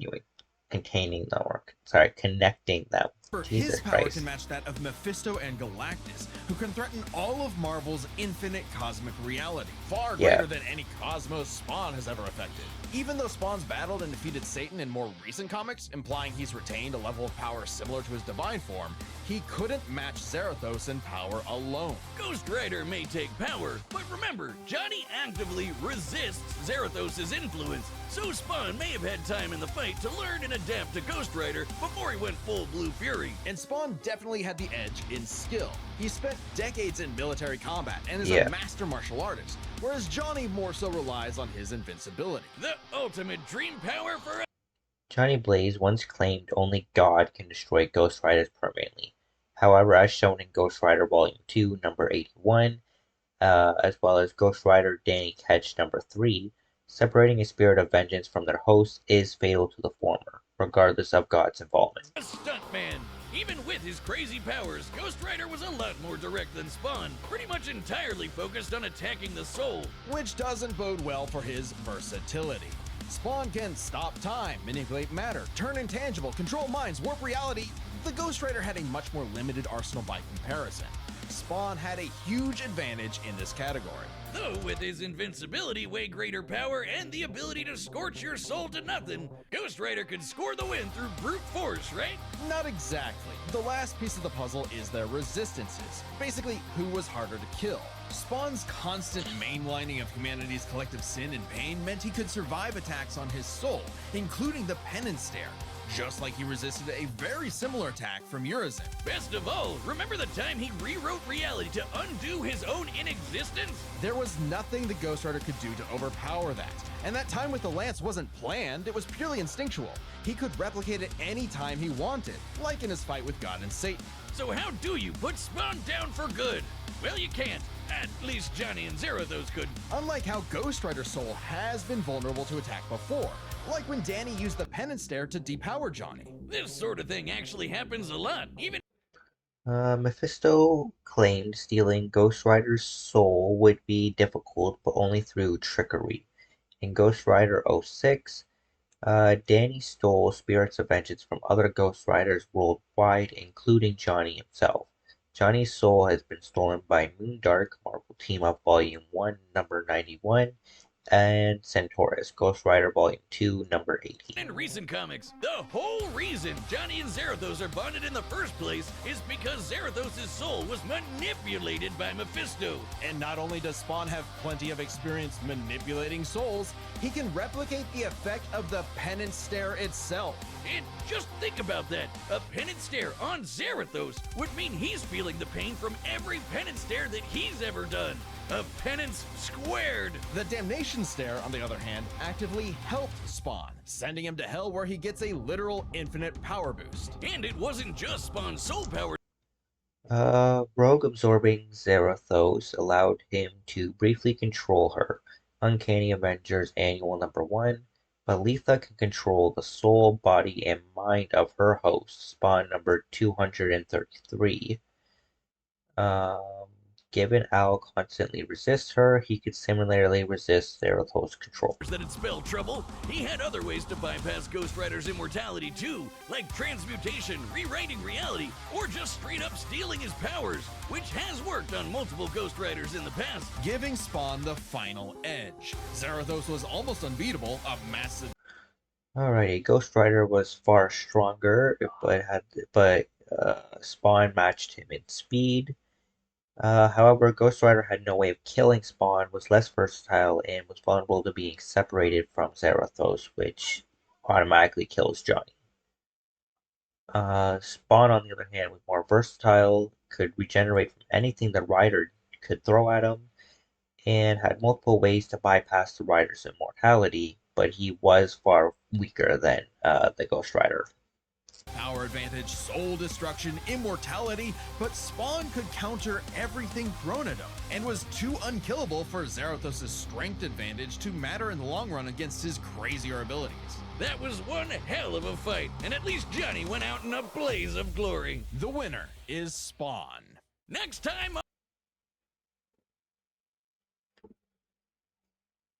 That one was pretty crazy. And it got me. I thought they were gonna pull it off that Ghost Rider won. And then nope, he turned it right around and fucking won just like I originally thought.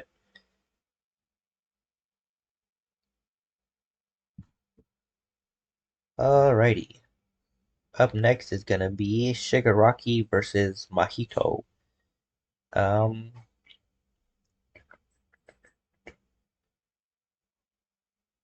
I have not seen all of My Hero Academia. I believe I mentioned this before when we've had like people like Deku and All Might battle. I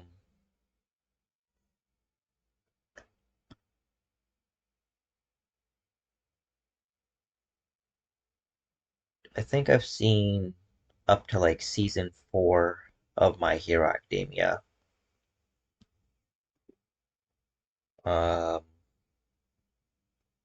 And I didn't really get to see much of what Shigaraki was capable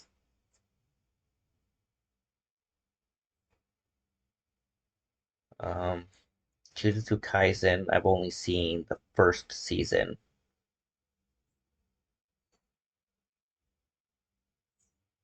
Which, again, didn't really show what Mahito was capable of.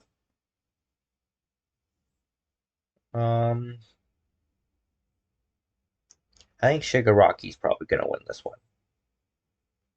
Simply due to the fact that, like, Shigaraki, in the end, is, like, the big bad of My Hero Academia.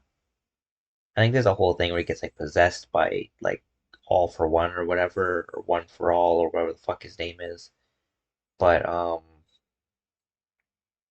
yeah, he is the big bad for a bit. So, meanwhile, Mahito, he was never the big bad. He's like the new guy on the block who just showed up and thinks he's tough shit. But he's just a cocky fucking child who's probably terrified inside, judging from the fucking act he puts on, how cocky and shit he is. But we'll see.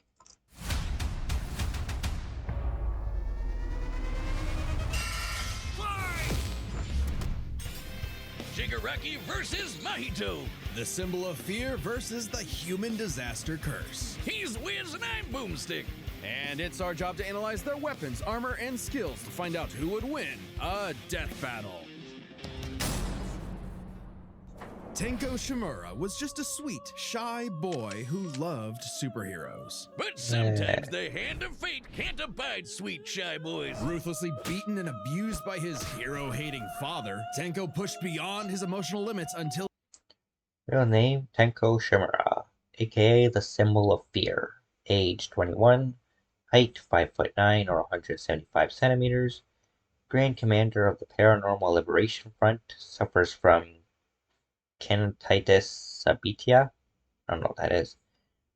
League of Legends and Smash Bros. Player, and lives in a society. He activated his inherent superpower, or quirk. It wasn't something cool like flight or super strength. In his terror, he accidentally killed his whole family. Well, except for dear old dad. That one was intentional. Tenko wandered the streets alone, silently begging for someone, anyone, to help him. If only a hero was there to save him. But instead, the only open hand he found belonged to the devil. All for one. The greatest supervillain in history. He took Tenko under his wing, feeding a hatred of everyone and everything, and grooming him to one day lead his League of Villains in destroying Hero Society. With that came a new name, Tomura Shigaraki, and an absolutely nightmarish quirk, Decay. It does what it says on the tin. Anything Shiggy touches with all 5 fingers turns to dust. The perfect power for someone who just... Decay, applied through his hands and feet, citywide range, disintegrates physical matter, disintegrates energy attacks, fear aura, and reactive evolution. Wants to destroy.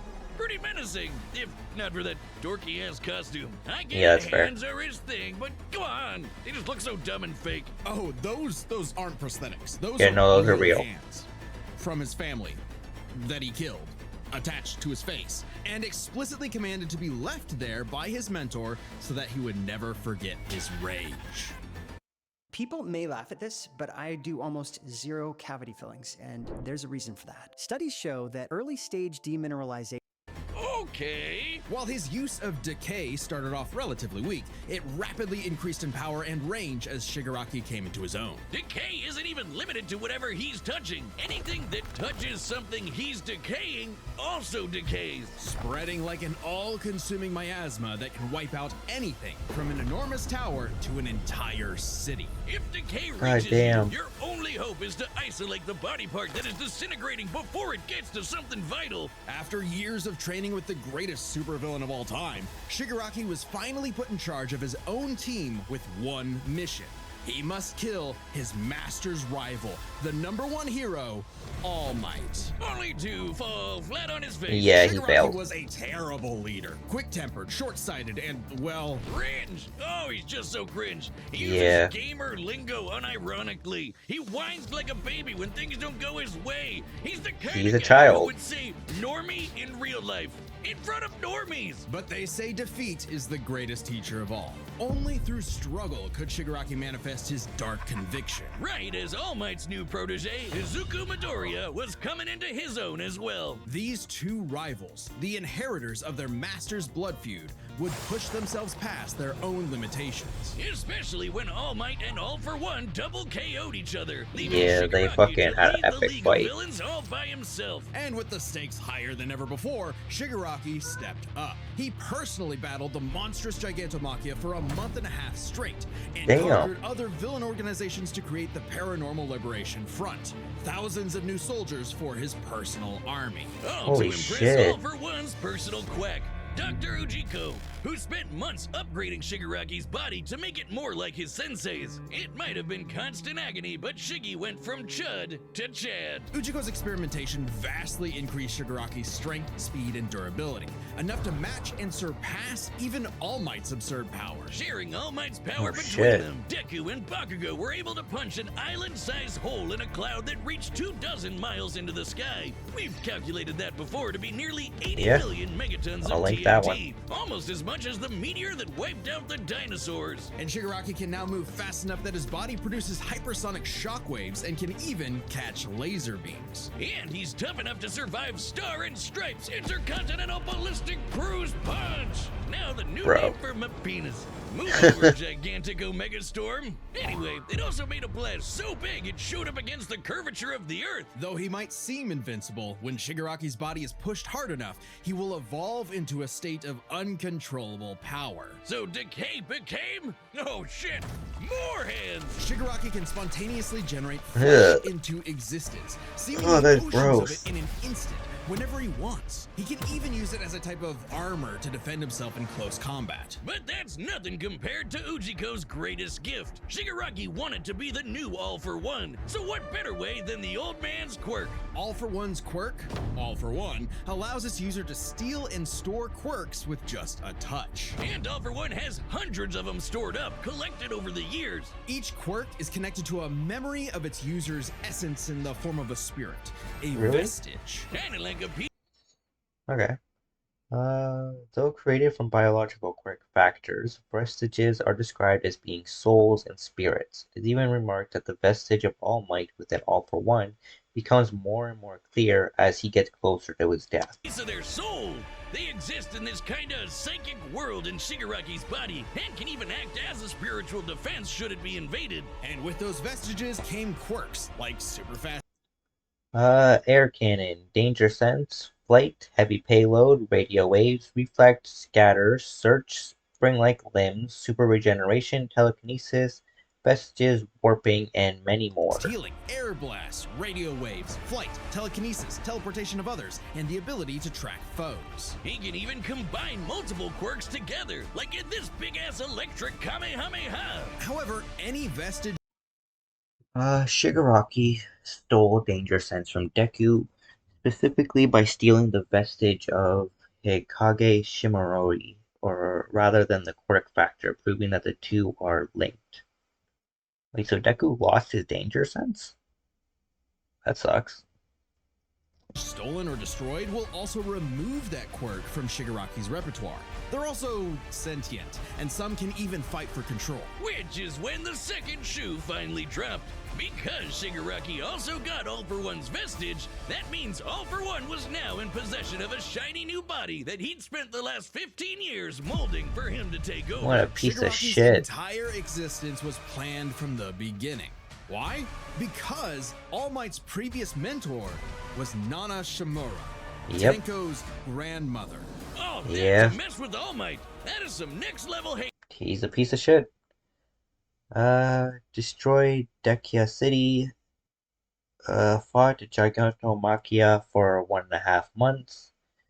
Caught laser beams. Proved the legitimacy of the quirk singularity doomsday theory. I'm not sure what that means. Could decay all of Japan within a week. Far stronger than All Might. Defeated Redestroyo, Stars and Stripes, Eraserhead, Morocco, and Bakugo. Right there. He manipulated Shigaraki's entire life, all for one purpose. Yeah. To create a soul so corrupted, it would grind away at All Might's perfect world, allowing All for One to take full control. But All for One's possession wasn't complete, and Shiggy managed to fight his way back to the top, literally decaying his way through vestiges in the process. All Yeah, to fight dude his doesn't give a rival fuck. Deku one last time. Despite Izuku's best efforts to save him, Shigaraki was too far gone. His spirit decayed by years of venomous hatred. And the new symbol of hope defeated the new symbol of fear, burying All for One's grudge for good. All that Shigaraki asked was to be remembered as the heartless destroyer he was raised to be, and not the broken, angry, crying little boy he really was deep inside. For just that one moment, though, Shiggy got in Deku the only thing he'd been denied his whole life, the one thing his lifelong nihilistic tantrum was really all about. He got a hero who tried to save him. Are you drowning in over $6,000 of debt? And living Yeah, in that is Canada? what Deku would do. Ready to slash that burden in.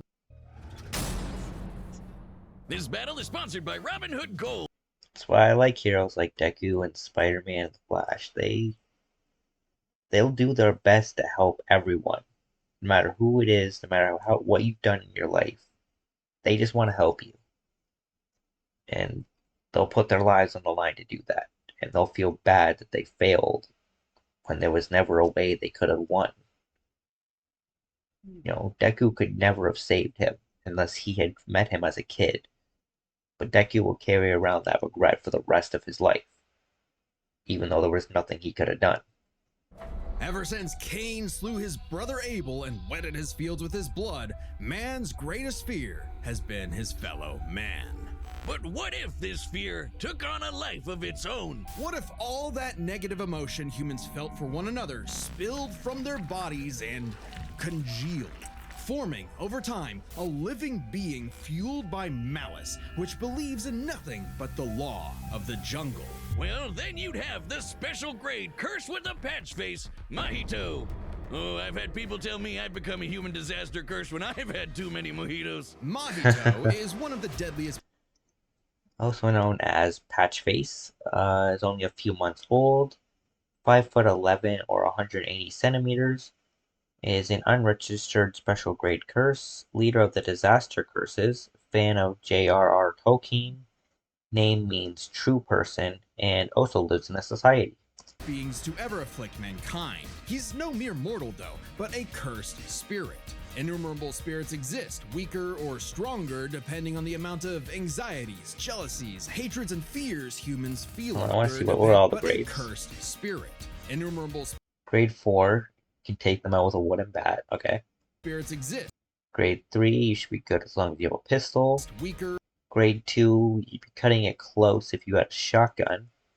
or stronger And grade 1, even a tank might be useless depending on just how strong it is. depending on the amount of anxieties, jealousies, hatreds, and fears humans feel about them. Like the fear of locusts, kinda weak. Or the fear of smallpox, getting stronger. Or the fear of fire. Oh, goodbye, Tokyo. So it follows that mankind's fear of itself would be extremely Yeah. powerful. Those negative emotions manifest as Mahito, a being composed of cursed energy. It's basically like evil ki. Cursed energy can be used to make spirits way stronger, faster, and tougher than any normal human. And it's invisible, making curses like Mahito impossible for the untrained eye to see. Only a life or death situation can galvanize a normal person to see a cursed spirit. That also makes cursed spirits virtually immune to physical damage. They may be physically present in space. Superhuman physicality, partial invulnerability, invisibility, combat adaptability. Cursed energy allows for auto-regenerative reserves, Black Flash, Barrier Technique, Curtain, and Binding Vows. But can only be harmed by attacks that embody spirit matter like cursed energy. Which makes curses insanely hard to get rid of, like ghosts, cockroaches, or my ex. That's why you need a jujutsu sorcerer to come in and kaizen the shit out of them. They call it exorcism, but I like the way I said it better. Curses and sorcerers have battled each other for millennia, waging an endless war over the fate of humanity. Almost exclusively in Japan, though, for some reason. But Mahito was special. You Meh, see, most Japan curses are always gets basically dumb animals. But Mahito has so much cursed energy that it gave him sentience. So he was recruited by Kenjaku alongside other special grade disaster curses to wreak havoc upon the world. In fact, they made Mahito their leader. And even more frightening than intelligence and bloodlust, Mahito possessed philosophy. Perhaps informed shit. by the tragic meaninglessness of interhuman conflict, Mahito is an existential nihilist, believing in nothing but his own will to power. It's a dog-eat-dog world, and Mahito is the wolf. Which also makes him kind of a goofball. If nothing matters, why not have fun with the slaughter? Really get your steps in. He loves to dig around and toy with your emotions like a cartoon character before slitting your throat. An appropriate analogy considering his curse technique, idle transfiguration. Using his cursed energy, Mahito can control anyone's soul with just a touch, including his own. In fact, he's so good at manipulating his own soul that you can't even kill the bastard without directly targeting it. In Jujutsu Kaisen, the soul and According to Principal Yaga, one can replicate a soul and its information from the information of the body, such as how he created Panda.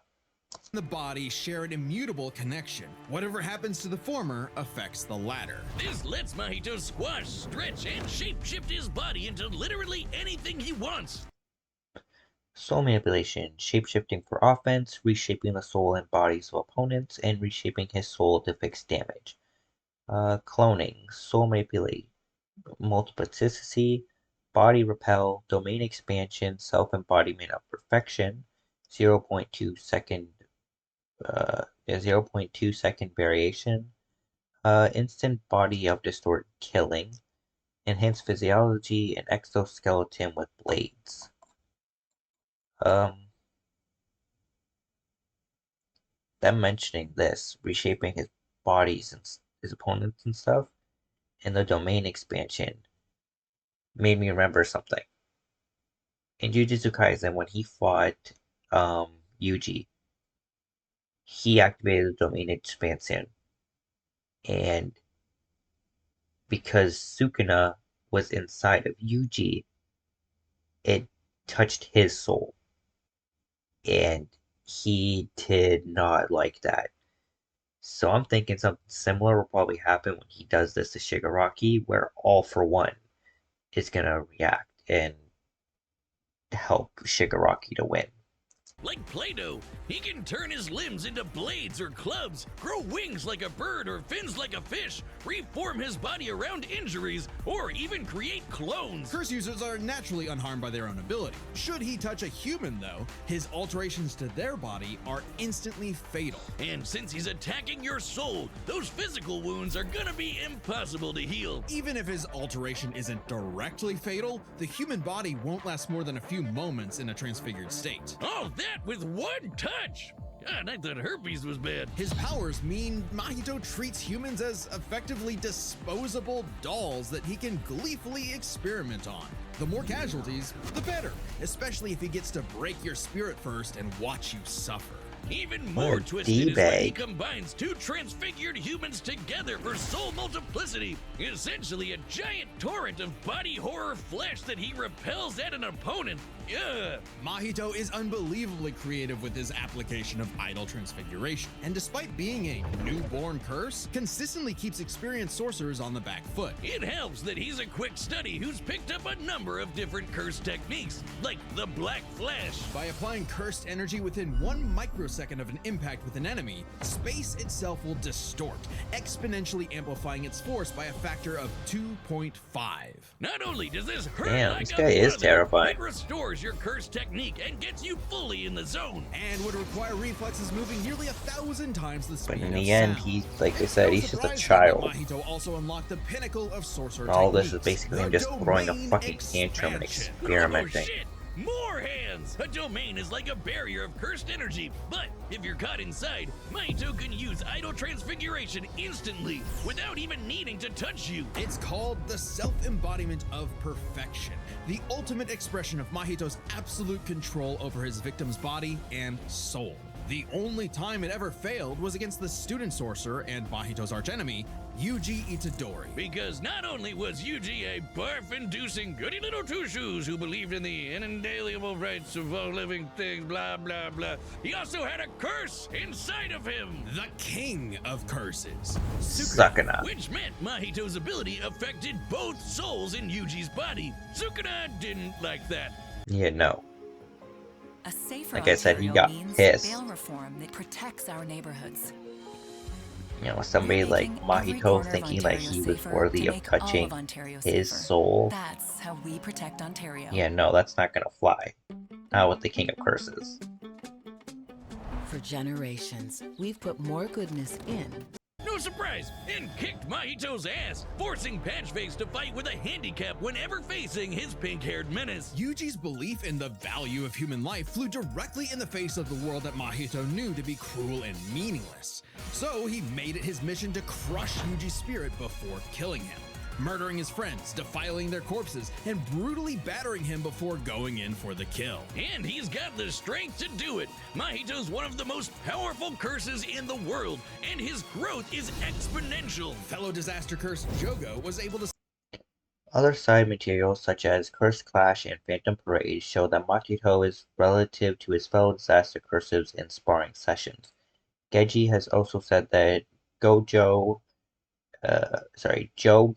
would die to 5 black flashes from Yuji, and Mahito can survive several from both him and Todo. Summon a massive meteor capable of reducing the city of Shibuya to ash. That'd take an energy of over 800 kilotons of TNT. And Mahito can take as good as he can give, especially when, in the throes of struggle against Yuji, he evolved, unlocking a vastly more powerful form, the instant body of distorted killing. Complete with armored exoskeleton and armor. Landed a black flash in a microsecond, transfigured 1,000 humans in Shibuya, survived withstanding Gojo's unlimited void for 0.2 seconds, tanked numerous black flashes from Yuji and Todo, slammed Yuji and cratered the ground, defeated Namani, Ultimate Mekamaru, Nobara, and Todo.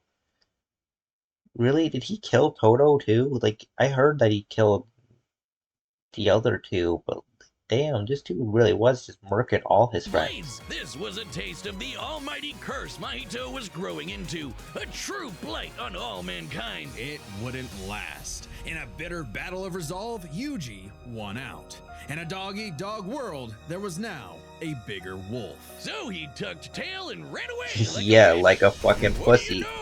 Life suddenly became a whole lot more meaningful the second it looked like it was about to end. All that gleeful nihilism, just a bitter hypocrisy in the end. For him, maybe, but Mahito found a convert in his archenemy. After a battle that wiped out thousands of innocent people, Yuji's youthful spirit was gone. The only thing left that mattered was exorcising this curse. In a way, that was Mahito's final victory, the destruction of another human being's soul. He may not have been around to see it, but the curse Mahito inflicted on the world would bring it to its knees. Hey, do you see that join button? Yeah, that one. That's your battle court help data through all possibilities. It's time for a death battle!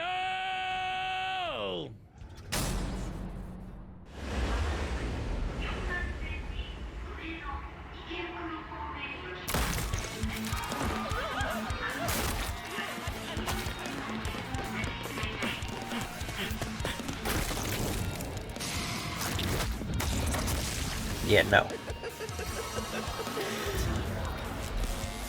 I'd heard of a powerful villain stalking these parts. My organization is going to tear this putrid world down around us. We could use a freak of your talents. Little old me. Do I want to be king of the social rejects? How about I bring him your head instead? Fine by me. Let's call this your audition. Sick'em.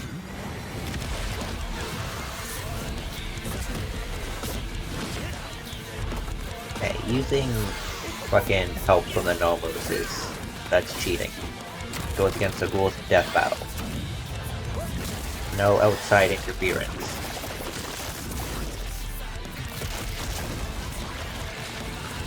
Game over. Yeah, I doubt it's gonna be that easy, buddy.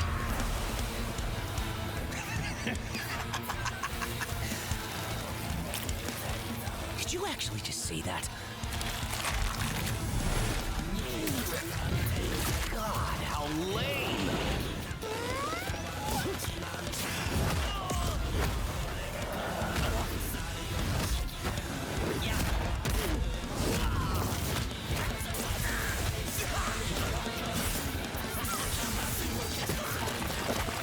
Oh. Audition over. Oh. Did I get the part?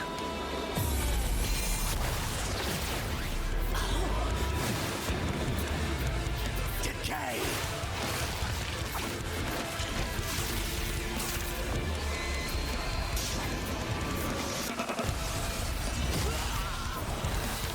What a rush!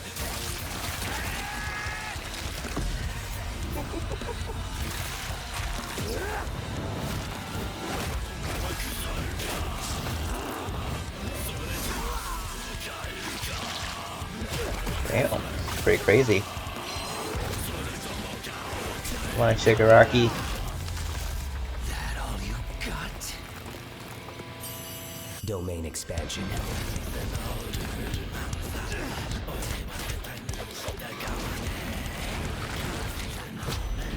Fuck. Literally in the palm of his hand now. You're just a scared little boy whose daddy is mean and wants to make it everyone else's problem. You're gonna run all for one.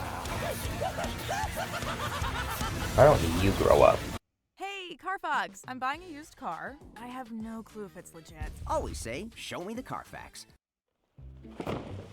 It's not that complicated, guys. 50% less than what you'd pay at the grocery store. Yeah. Well, what's the...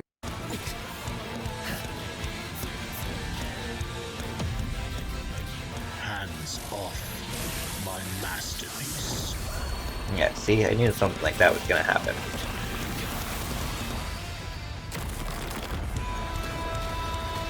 I felt your soul too.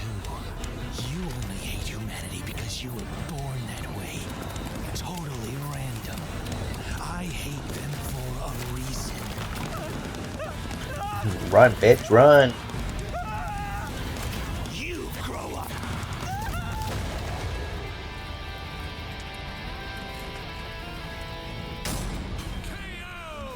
What did I say, Wiz?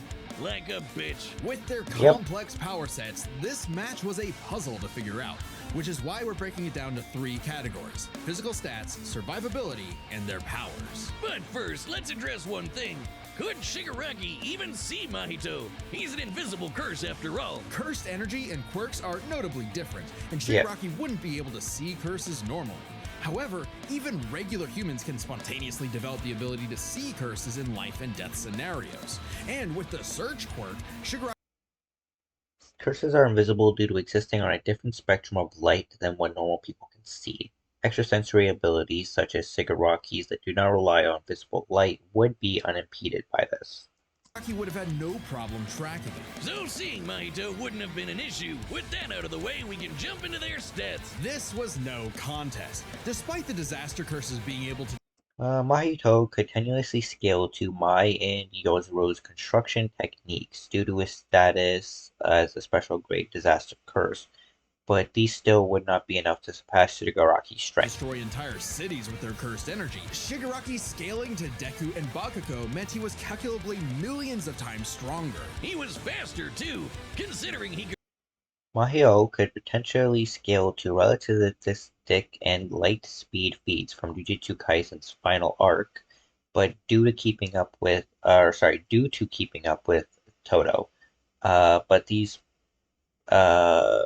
feats would still not surpass Shigaraki's speed. React to light beams, while Mahito's Black Flash capped out at nearly 1,000 times the speed of sound. Nothing to scoff at, but Shiggy was thousands of times faster. Shigaraki takes stats. But survivability was a little trickier to figure out. Yep, in terms of raw durability, Shigaraki was a lot tougher, and his ability to generate new flesh meant that he could heal any wounds he might receive super easy. However, Mahito is a curse. Idle Transfiguration's unique ability to nullify regeneration, such as a reverse curse technique, is predictated on its damaging souls. Mahito could not discern and directly target the super regeneration vestige. Therefore, he could not stop Shigaraki from healing his injuries. And is immune to the kind of overwhelming physical damage Shigaraki could dish out. Not only that, Mahito's regenerative ability via Idle Transfiguration meant that he'd come back from anything short of spiritual damage. Considering Mahito's unique curse body, he should actually get the edge in survivability. Which presents a crucial question. Could Shigaraki even kill a curse like Mahito in the first place? Or would Mahito's unkillability give him the time he needed to eventually put Shiggy down with Idle Transfiguration? It all comes down to their powers. Shigaraki had a lot more variety with all of the crazy quirks All For One had collected over all the years, but none that we know of could properly kill a curse. That didn't mean Idle Transfiguration was a surefire bet either, though. Of all things, Shigaraki's vestiges served as a spiritual shield. Shigaraki survived multiple one-for-all transfer attacks from Deku, which directly attacked the soul and reflect identical damage on the body, just like Idle Transfiguration. his body evolved to counter these punches The automatically. effects of idol transfiguration. The fact that Mahito could not avoid targeting Sukuna while attacking Yuji meant that he couldn't target specific souls inside a person. And Shiggy has hundreds of soul-like entities inside of him. Sure, each one down means he loses a quirk, but that's more than enough time to land a single hit with Decay, especially considering how much faster Shiggy is. And Mahito has no way to defend. Even if Shigaraki could not target spiritual matter, Nami states that a curse like Mahito would still die after expending all of their cursed energy. Given Shigaraki's massive physical advantages, arsenal of abilities, and proven stamina by fighting Gigantomachia for 45 days, he would easily win a war of attrition. Against Shigaraki's primary quirk. Decay has affected spiritual beings in the past. Again, vestiges. In fact, he was able to damage Deku's vestige and have that damage transferred to the Deku in the real world. Mahito may be made of spirit energy, but he still has a physical form. In fact, sorcerers that couldn't Shigaraki's soul is additionally shielded by a barrier of pure hatred, distinct from his soul itself. Ideal transfiguration has been blocked by Nami's cursed energy, which is born from negative emotions such as hatred. naturally target the soul, we're able to fight him on even footing. No reason to think Shiggy wouldn't decay him like everyone. Idle transfiguration allowed Mahito to separate parts of his body affected by decay before its effects spread. However, with Shigaraki's overwhelming speed advantage, he would not be able to do this forever. Giving Shigaraki the third and final edge. It was a unique duel to the death, but Shigaraki's overwhelming. Shigaraki was far stronger, had a larger arsenal and array of powers, and his vestiges protected him from idle transfiguration. So every time he did this, he would lose one of his quirks, and he did have inferior regeneration than Mahito. Mahito's regeneration made him nearly impossible to kill, but Decay could target his soul and therefore is capable of killing him.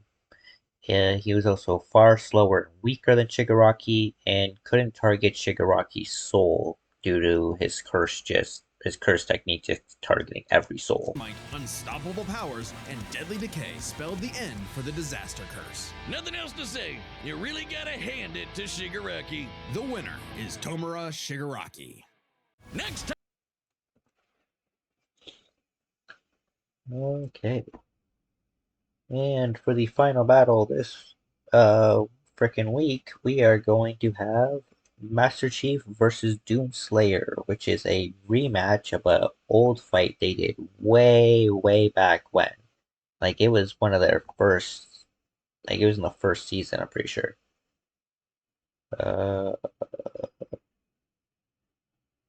Yeah, right here. Back in 2011. Over 15 years ago. They did Master Chief versus Doomslayer, and now they're doing a rematch with updated stuff from the new Halo games as well as the new Doom games that came out. So that should be cool. I don't remember who won the fight originally. I think it was Master Chief, but I might be wrong. But I'm pretty sure Master Chief won the first fight. I'll link it in the iCard and everything, and I think that this time around, Doomslayer is probably going to win. Some of the stuff I've seen in the new Doom games, fucking insane. I think he's going to rip and tear Master Chief apart, but we'll see what happens.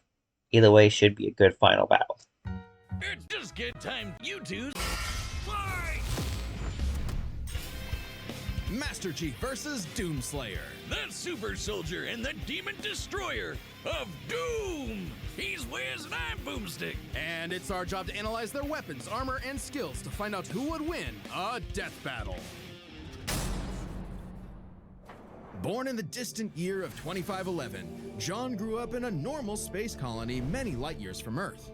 However, John was anything but normal. He was different from the other boys. Taller, stronger, meaner. Which is why the brilliant Dr. Halsey chose him for her great experiment, the Spartan 2 program. Well, he wasn't just chosen, he was kidnapped. Replaced by Yeah. a dying clone so nobody would know. Newly conscripted into the United Nations Space Command as John 117, he was only 6 years old. He wasn't the only one. Him and 70. Full name, Master Chief Petty Officer John 117, age 49. 6'10" or 208 centimeters without his armor. With his armor, he is 7'2" or 218 centimeters. He was born March 7th, 2511. Homeworld is Iridanus 2, physically augmented super soldier, kinetically extremely lucky. Oh, like Nathan Drake. Likes Cortana, Weapon, Miranda, Johnson, Esperanza, and dislikes the Dildak, the Flood, and Paramount Plus. 4 other kids got Yeah, that shoved show into did the not do well. deadliest summer camp ever, going through intense training to be molded into child soldiers. Cause you can't spell infantry without infant. The training tore away John's identity. He couldn't remember his family. He couldn't remember his home. He couldn't even remember his full name. All that mattered was the game, the mission. And boy, was he good at it, learning all sorts of military history, tactics, leadership, and best of all, weapons. 8 years later, he was finally prepared for the augmentation process that would make him superhuman. Augmentation which almost half of his peers did not survive, and even more were left permanently disfigured. Hey, he's got this. How bad could it be? The biochemical and biomechanical process was extraordinary. Hormones and protein complexes boosted his muscle growth to an inhuman scale. His senses were surgically enhanced by rewiring. Master Chief was further genetically enhanced by the Liberian's gene song, giving him immunity to digitizing weapons such as the Composer. His brain and capillaries. Carbide ceramic was grafted to his skeleton to make his bones nearly unbreakable. His nervous system was literally shocked into reacting 300% faster at all times. And with a little luck, John was torn apart and rebuilt as something new. A Spartan! Ba-ba-ba-bum, ba-ba-ba-bum. The fire, the flare, the ball in the air, the band, the move, the blend, the smooth. Hey, the process is messed up, but you can't argue with the results. And it wasn't long before he earned the rank of Master Chief Petty Officer. Time to fight some crazy aliens. And he has the gear to take on a whole army by himself. Oh yeah, the MA5C assault rifle can UNSC weaponry, ARC 92 railgun, BR 75 battle rifle, CQ S48 Bulldog shotgun, Hydra missile launcher, M319 grenade launcher. I hate when they put stuff like that. M363 sticky detonator, M6 series Magnum, M68 Gauss cannon, M7 SMG, M7057 flamethrower, M739 light machine gun, MA40 assault rifle, SRS99 sniper rifle, BK78 commando rifle. Then he has Covenant and Banished weaponry, including the Energy Sword, Firebomb Caster, Gravity Hammer, Mangular Spike Revolver, Pulse Carbine, Type 25 Plasma Rifle, Type 27 Beam Rifle, Type 51 Carbine, Type 54 Plasma Pistol, Type 56 Needler, Type 58 Fuel Rod Cannons, and the Skewer Heavy Gun Spear Gun. fire 650 rounds in a minute. The M6R is nicknamed the Spartan Laser for a reason and can blow up tanks with a single beam of Forerunner weaponry, Cinder Shot, Heat Wave, Z110 Bolt Shot, Z130 Suppressor, Z180 Scatter Shot, Z250 Light Rifle, Z390 Incineration Cannon, and the Z750 Binary Rifle. Explosives, Domino Grenades, M9 fragmentation grenades, Type 1 plasma grenades, Z040 pulse grenades, Z400 splinter grenades. Legendary weaponry, the Arcane Sentinel Beam and the Vorpal Talon Energy Sword. And vehicles, AV-30 Kestrel, Chopper, Ghost, M12 Warthog, M15 Razorback, M121 Jackrabbit, M274 Mongoose, M820 Scorpion, and the Wraith. Light. He's got a semi-auto rocket launcher with a lock-on feature, and if you're as lucky as John, a jumping feature. Oh, don't get me started on that beautiful, beautiful pistol. Good times. Plus, he's picked up a number of enemy weapons over the years. The Covenant's charging plasma pistol, homing needler, and sticky plasma grenades add whole new strategies to Master Chief's combat style. And the weapons from the Banished basically shoot big, scary spikes at people. Kind of hardcore. Unless he finds the energy sword or gravity hammer first, then he's gonna jump in swinging. Come on, you know everyone goes for the sword. Out of the 135 plus weapons he's carried, the tech of the Forerunners may be his most impressive find. Ionized particle weapons, slip space portal generators, and shields made of extremely durable hard light. In fact, by tapping into a Forerunner ship he was on, a massive amount of that very hard light formed a shield strong enough to save him from a point-blank 30 megaton nuclear warhead. It annihilated a whole starship, and Chief was just fine, floating around in space like he's chilling at the pool. I guess it helps that he's wearing armor so badass it's named after Thor's hammer, Mjolnir. Well, the Mjolnir armor improves his strength and speed even more. Artificial Intelligence, Cortana, and Weapon. Mjolnir-powered Assault Armor, Gen 3. Has biofoam injectors, energy shields, fail-safe detonation system, grapple shot, hydroistic gel, pressure seal, reactive circuits, repulsors, and thrusters. And power-ups and gear. Active camouflage, auto turret, bubble shield, damage boost, damage resistance, deployable cover, flare, gravity lift, hard light shield, invincibility, jump boost, overshield, power drain, Promethean vision, quantum translocator, radar jammer, regenerator, shield boost, speed boost, and the trip mine. Has energy shields to block incoming fire and fills his wounds with medical biofoam. He's got a grappling hook, cause who doesn't? And thrusters so he can fly.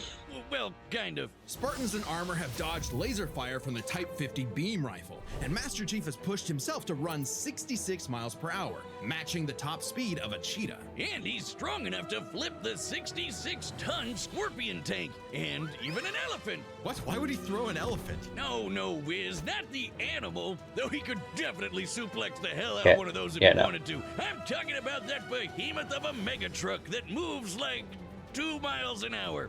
Even the game wonders how Chief can flip that 200-ton beast. He can access other equipment with the Mjolnir armor, like invisibility, speed boosts, extra shields, and even 10 seconds of total invincibility. But even without those, the armor is strong enough to survive re-entering the Earth's atmosphere and crashing to the ground. The moment we all realized just how tough this guy really is. Tough enough to end the war with the alien covenant almost single-handedly. He was so scary, the aliens even started calling him the Demon. You'd think he wouldn't still be a petty Punched away a charging Covenant Banshee, survived a gravity well and atmospheric re-entry, dodged beam rifle shots, he defeated 4 ODST soldiers as a teenager, survived multiple encounters with the UR Didac, stopped the Harbinger from receiving the Exelan,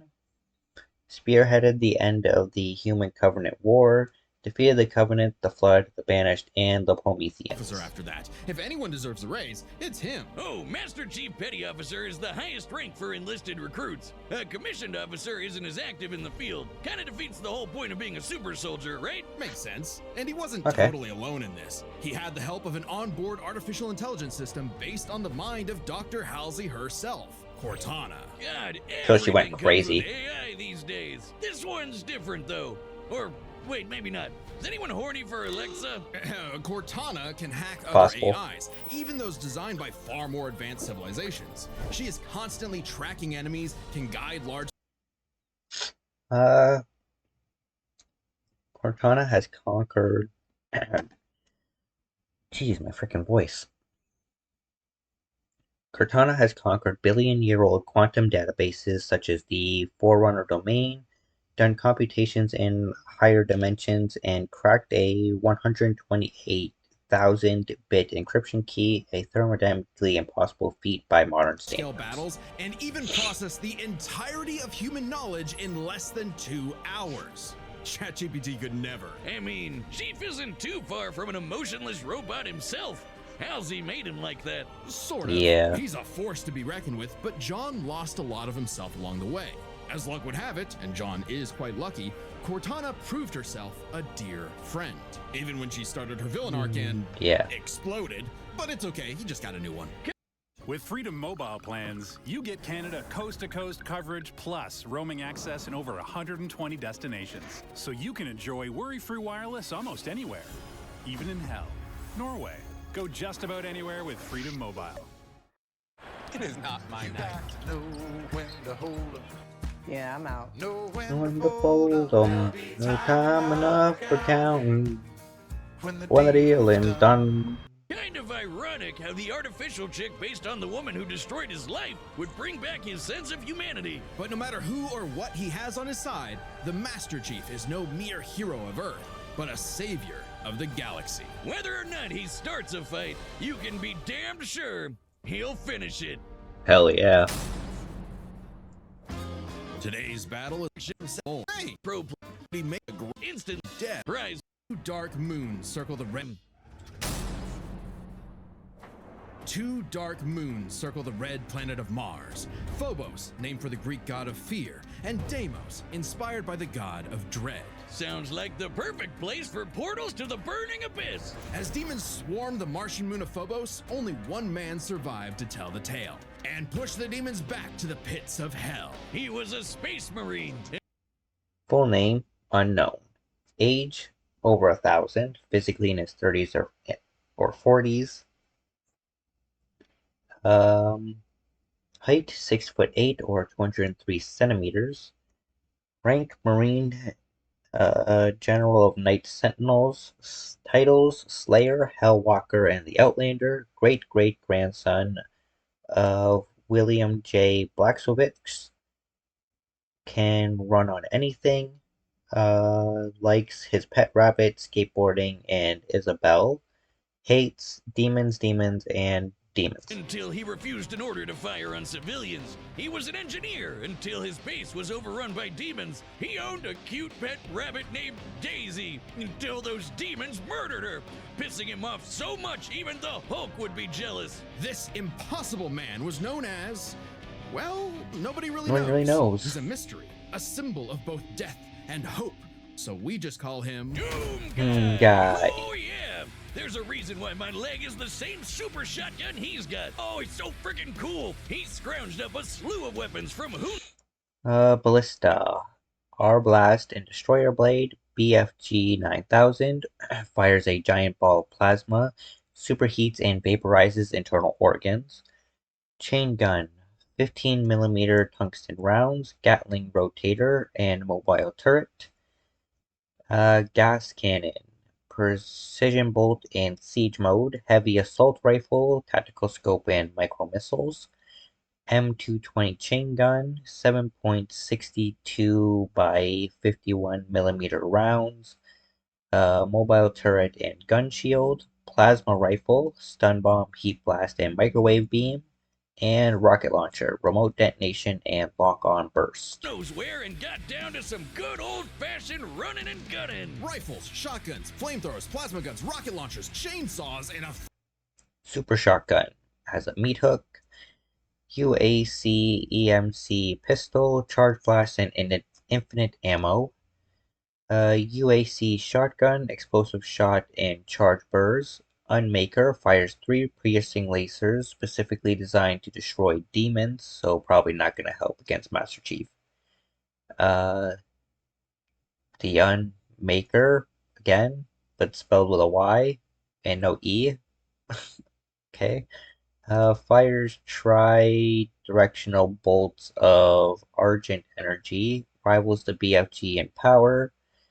Explosives, frag grenade, ice bomb, and the siphon grenade, and melee weapons, chainsaw, crucible, and the sentinel hammer. Frankly terrifying looking grappling hook. The Unmaker is a celestial supergun, shooting beams of light that take down demons in one shot. Only rivaled by the incredible feat of technology that is the BFG 9000. Don't sugarcoat it, Wiz. The That's big the big fucking gun.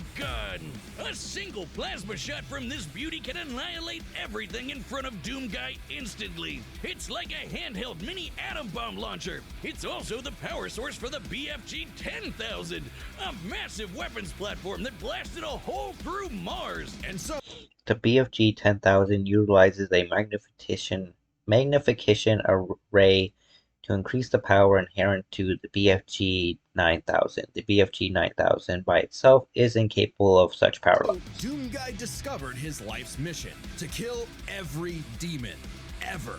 No, really, he is absolutely obsessed with slaughtering demons, like an addict. And look at him go! Oh yeah, that's addictive. He killed demons on Phobos. He killed demons on Deimos. He killed demons on Earth. He even killed demons in hell. Yeah. The sheer scale of demonic Bro does not give a fuck. Breaking him down into a living weapon. Good thing he got some time to himself to grind some rails, chill with Isabel, and visit the faraway world of Argent de Nerve. Well, for all of about 10 seconds before he was thrown into a coliseum. Naturally, he was the best fighter there. He even joined and trained with the Night Sentinels, an elite fighting force. And then hell showed up on that planet too. Man, my guy really can't catch a break, can he? While most people would be terrified of demons showing up to murder them, something had shifted.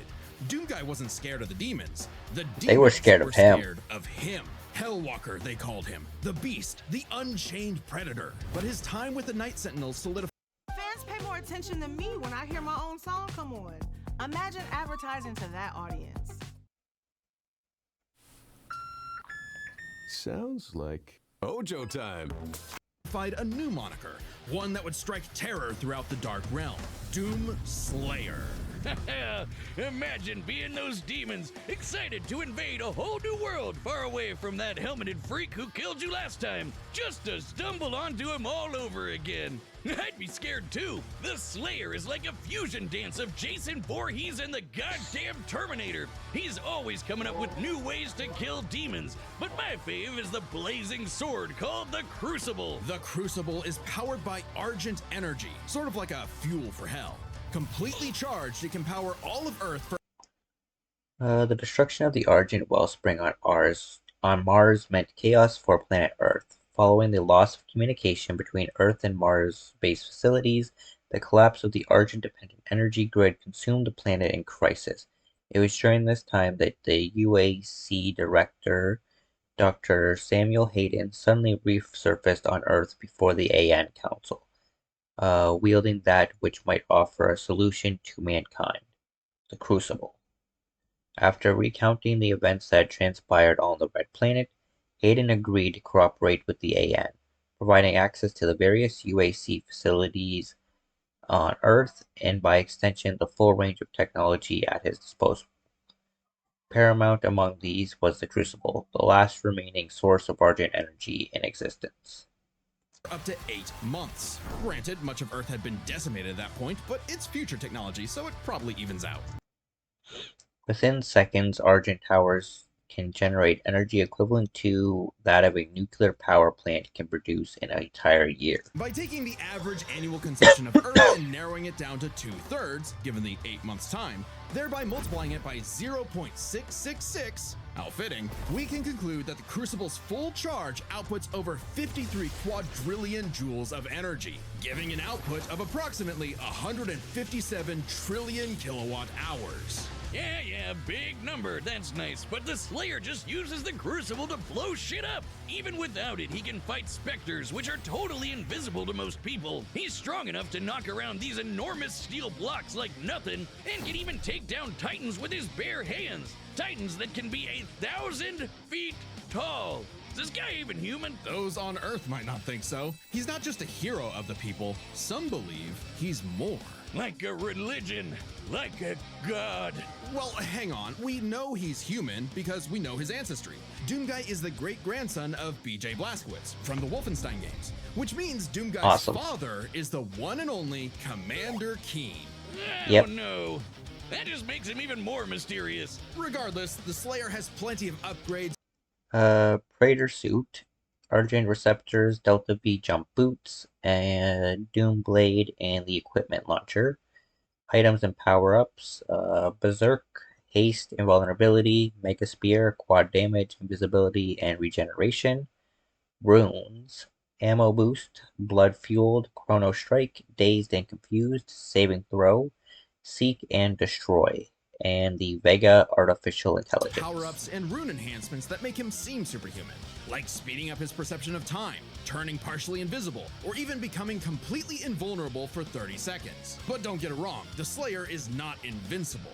While his rage makes him an unstoppable force of fury, it consumes him. He's less a precise weapon and more like setting loose a bull in a china shop, if the bull was also strapped to 8 swinging wrecking balls and a rocket-powered steamroller. The Praetor suit may be an ancient relic, but it's also the most advanced set of armor in the universe and totally indestructible. Oh, and Assassin's Creed guy wishes he had a wrist knife as epic as the Doom blade. Back in his Doomguy days, he relied on mega armor that could half all damage.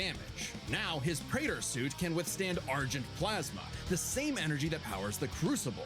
He can even tank actual meteors. Or he'll just dodge the meteors, because he's fast enough to outrun rockets from a rocket launcher. He also has some help in the form of Vega, an AI he found overseeing mining operations on Mars. While Vega was not originally designed for combat scenarios, it is proficient in hacking and technical know-how. Vega can even create portals to alternate dimensions, including hell itself. It's like pizza delivery, but for demons. Of course, that just makes it easier for Doomslayer to chainsaw them all in half. And time works differently in hell. The Slayer may fought through hell multiple times, Argentina's strongest warrior, survived and reacted to meteors, moved steel cubes weighing 400 tons, physically enhanced via the divinity machine, Crucible supplied Earth's energy for 8 months, withstood temperatures hotter than the sun, defeated the mother of demons, Cain Maker, the Sephiroth, Icon of Sin, and Davoth. He'd technically be human, but his rage evolved him, turning him into something more. And then he was literally blessed with immortality. Yeah, he can still technically die, but he no longer ages. So he's been killing demons for dozens, no hundreds, no thousands of years. However, it turns out the Slayer was all part of a grander story. For Vega was actually the remnant of an ancient god. God is an AI? Okay, the inevitable robot takeover is gonna go way harder than I thought. And Vega's ultimate enemy was the Dark Lord of Hell. He has many names: Davoth, Satan, the Devil, the true first being who created all of existence. But he's the master of all demons, the most demony Is it Doomslayer? Because it looks like a Doomslayer. Taste of Italian style. Use TuneBet's tools to set limits and take breaks. Help is always available. It's free and confidential.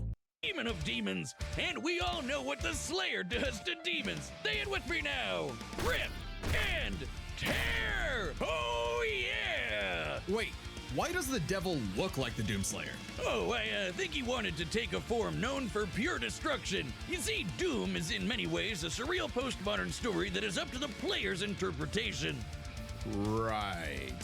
Also, killing evil wannabe Doom guy in a mech suit from hell is just badass. The Doomslayer had fulfilled his purpose. He'd slain the Dark Lord, decimated demonkind, and trapped whatever scraps remained behind the closed gates of hell. And so, like an ancient weapon of prophecy, the Slayer was sealed away, ready to awaken at humanity's call when the fires open again. All hail the Slayer, the Destroyer! He is more than a man. He is Doom! That should be a pretty good one. All right, the combatants are set, and we've run the data through all possibilities. Fall Guys. It's time for a death battle!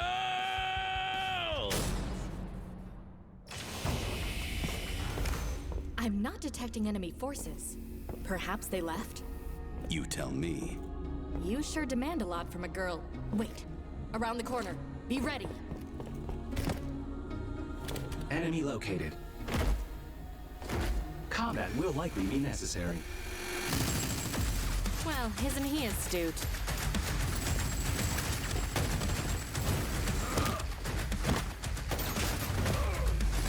Oh shit.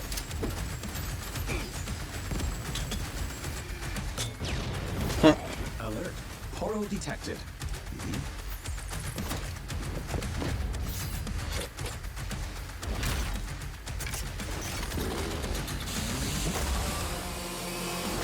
Why was that rat necessary? To a gunfight.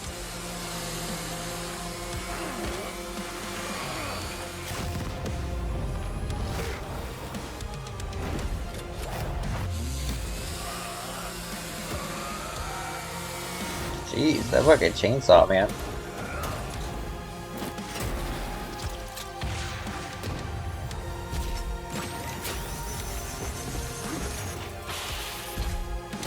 Come on, I know you guys are gonna end up falling through that portal into hell.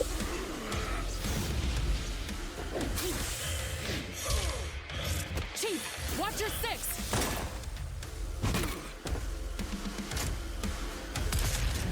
Yeah, there we go.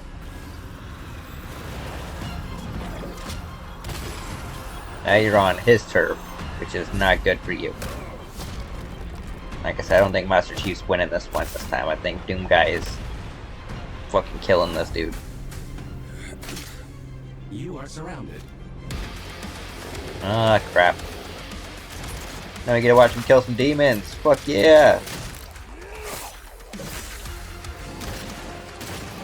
Get him, Master Chief.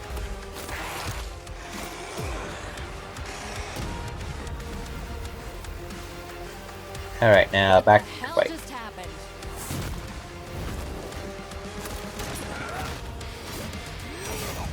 I'll see what I can do about that annoying AI. Do it. I'll finish this fight. I can no longer detect the enemy. Systems complete.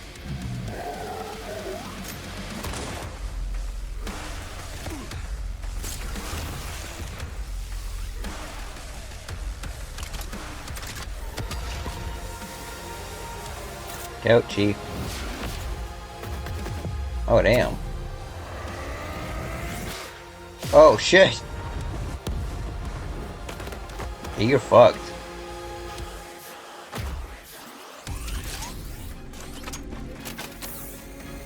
Oh, this is gonna be awesome. What is that rat doing here? Why does it keep showing that rat? I don't get it. Still with me? Oh. Yeah, but he's not about to be. He's about to die. And tear.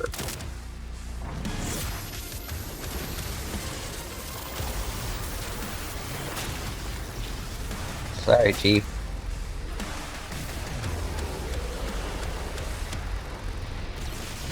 KO! And lo, our avenging angel has triumphed, for he is Doom.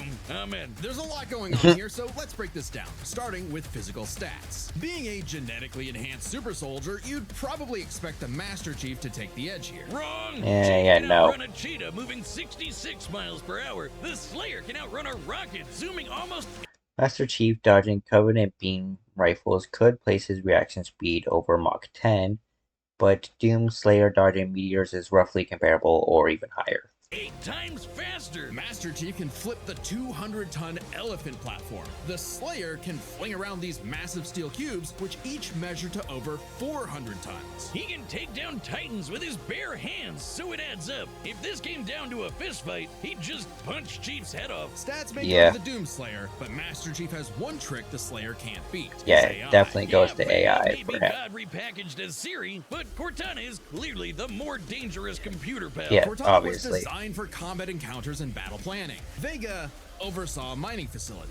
Granted, Vega's nothing to laugh at, but Cortana's kind of famous for hacking ancient all-knowing technology on multiple occasions. And even if you want to argue Chief Given the Slayer does not often rely on AI-operated tech, and much of his arsenal is arcane in origin, Cortana's effect on the Slayer's effectiveness is pretty negligible. Should have the weapon instead, she's still a copy of Cortana. And when it comes to experience, Chief likely has more consistent training. Becoming a super soldier and one-man army is basically all he did since he was a child. The Slayer may seem like a rampaging bull consumed by rage, and he is, but he was also a Marine and trained with the Night Sentinels. And since time in hell gets wacky, he fought demons non-stop for thousands of years. Given the sheer variety of enemies, battles, and wars Master Chief has experienced, it's a tough call, but we think fighting demons for so long tips the scale to the Slayer. Not that it matters much, because we're on to the last and best category, arsenals. From weapons to power-ups, both Chief and the Slayer had a ton of stuff they could bring into the battle. Both had means to turn invisible or shield them.